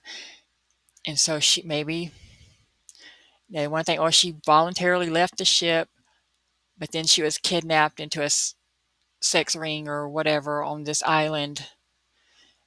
You know, it's just trying to cope in their mind. They're trying to do all kinds of gymnastics in their minds, in their brains, to justify why their daughter was not there in that room when they woke up and she wasn't on that ship. So I think Amy Lynn Bradley committed suicide the morning in March of 1998 on the ship. She jumped off the ship and drowned or died when she hit the water, or however that goes. And her body was just never found because, to my understanding, most people who fall off ships or jump off ships, their bodies are not found. I guess it depends on where you jump off a ship at, what the tide is, and you know, like the currents and all that. Some bodies do wash ashore eventually, I guess, but hers hasn't. And so nobody will ever know 100% what happened to her. And even if she does wash ashore, that won't tell people what happened to her. Well, obviously, it's been so many years, but if they ever found bones or something on a beach that they did DNA testing and found out it was hers, that's still not going to tell anybody why she went overboard or what happened to her. Was she murdered, suicide, accident, whatever? So I'm not trying to place blame on the family or whatever, but I think they know more than what they're saying, but I don't think they're intentionally trying to deceive people. They want their daughter found. They have no proof that she's dead, so all they can do is for their whole lives, which they have done, is search for their daughter and keep her name and story and pictures out there. Because there may be that little slim chance that she was sex trafficked and is alive somewhere, or that she ran off, or that, whatever reason, she left the ship and has hidden from her family all these years. But what really makes me think that they know more than they're saying is their reaction when they couldn't find her. When her dad wakes up, his 23-year-old daughter isn't there on the balcony or in the cabin. Well, so what? She went to get breakfast, whatever. She's 23. It's like if you're staying in a hotel with your family or on a cruise ship in a cabin, you come and go and do what you want if you're an adult. Unless you're on some really high crime cruise ship, and if you would never take your family on a cruise ship that's known to be high crime. I mean, or like if you felt that unsafe on a cruise ship, you wouldn't go on that cruise ship. Like you all had to stay together, or she had to stay with her brother at all times. You wouldn't go on a cruise ship if you were that scared. Maybe they knew that Amy had been drinking more than she used to, because one of her girlfriends or ex-girlfriends in the documentary said that she had been drinking more than she used to and stuff. So, and that I think she had recently started smoking or hadn't been smoking that long. So obviously she had some anxiety and stuff. Maybe she was trying to help with cigarettes and alcohol. And we don't know if she used other drugs. Um, so I think there's definitely more to this story than what we've been told all these years. I think the Netflix documentary enlightened me a lot about Amy's story, but I still think the family's holding back. But I don't blame them one bit. They love their daughter. They want their daughter to come home. They have no proof she's dead, so they're going to keep searching for her until they die. All I can say is that I hope her brother, I think he's close to 50 years in age. I think he said he was 48 or something in an interview I saw. It could have been a Netflix documentary or some other interview I saw of him. And I think he said he didn't have kids. I don't know if he's married or not. I think he's heterosexual though, but I don't think he has children. So I think he needs to try to find him a woman who's able to have kids. And he needs to have some kids, and he needs to give his parents some grandkids. And if he has a daughter, he can name his daughter after his sister. But I think this family needs to celebrate the families that they have, their extended family and whatever, and celebrate possible future family members with like young nieces and nephews or grandchildren. And they can honor Amy by naming their grandchild, or maybe one of their grandnieces or nephews could be named after Amy. But I think probably it would be best, especially for their son Brad, if they kind of moved on and didn't obsess over this as much as I kind of feel like they have over all these many years. And God bless them. You know, everybody knows they love their daughter, and if she's out there, she knows they love her. But if she's seen anything, she knows that they love her. Maybe she just doesn't want to come home for whatever reason. But since it's been so long and they don't have evidence that she's dead, and if she is dead, they'll never get evidence of it, I think they should make sure that they're focusing on themselves and their current family members. And her brother needs to, if he wants to and can, if he's not married, get married, have some kids. And I think that would be a beautiful way to honor Amy and to kind of move on with life and keep life a-going and a-flowing until they meet again in the afterlife. And that's my thoughts on the Amy Lynn Bradley case.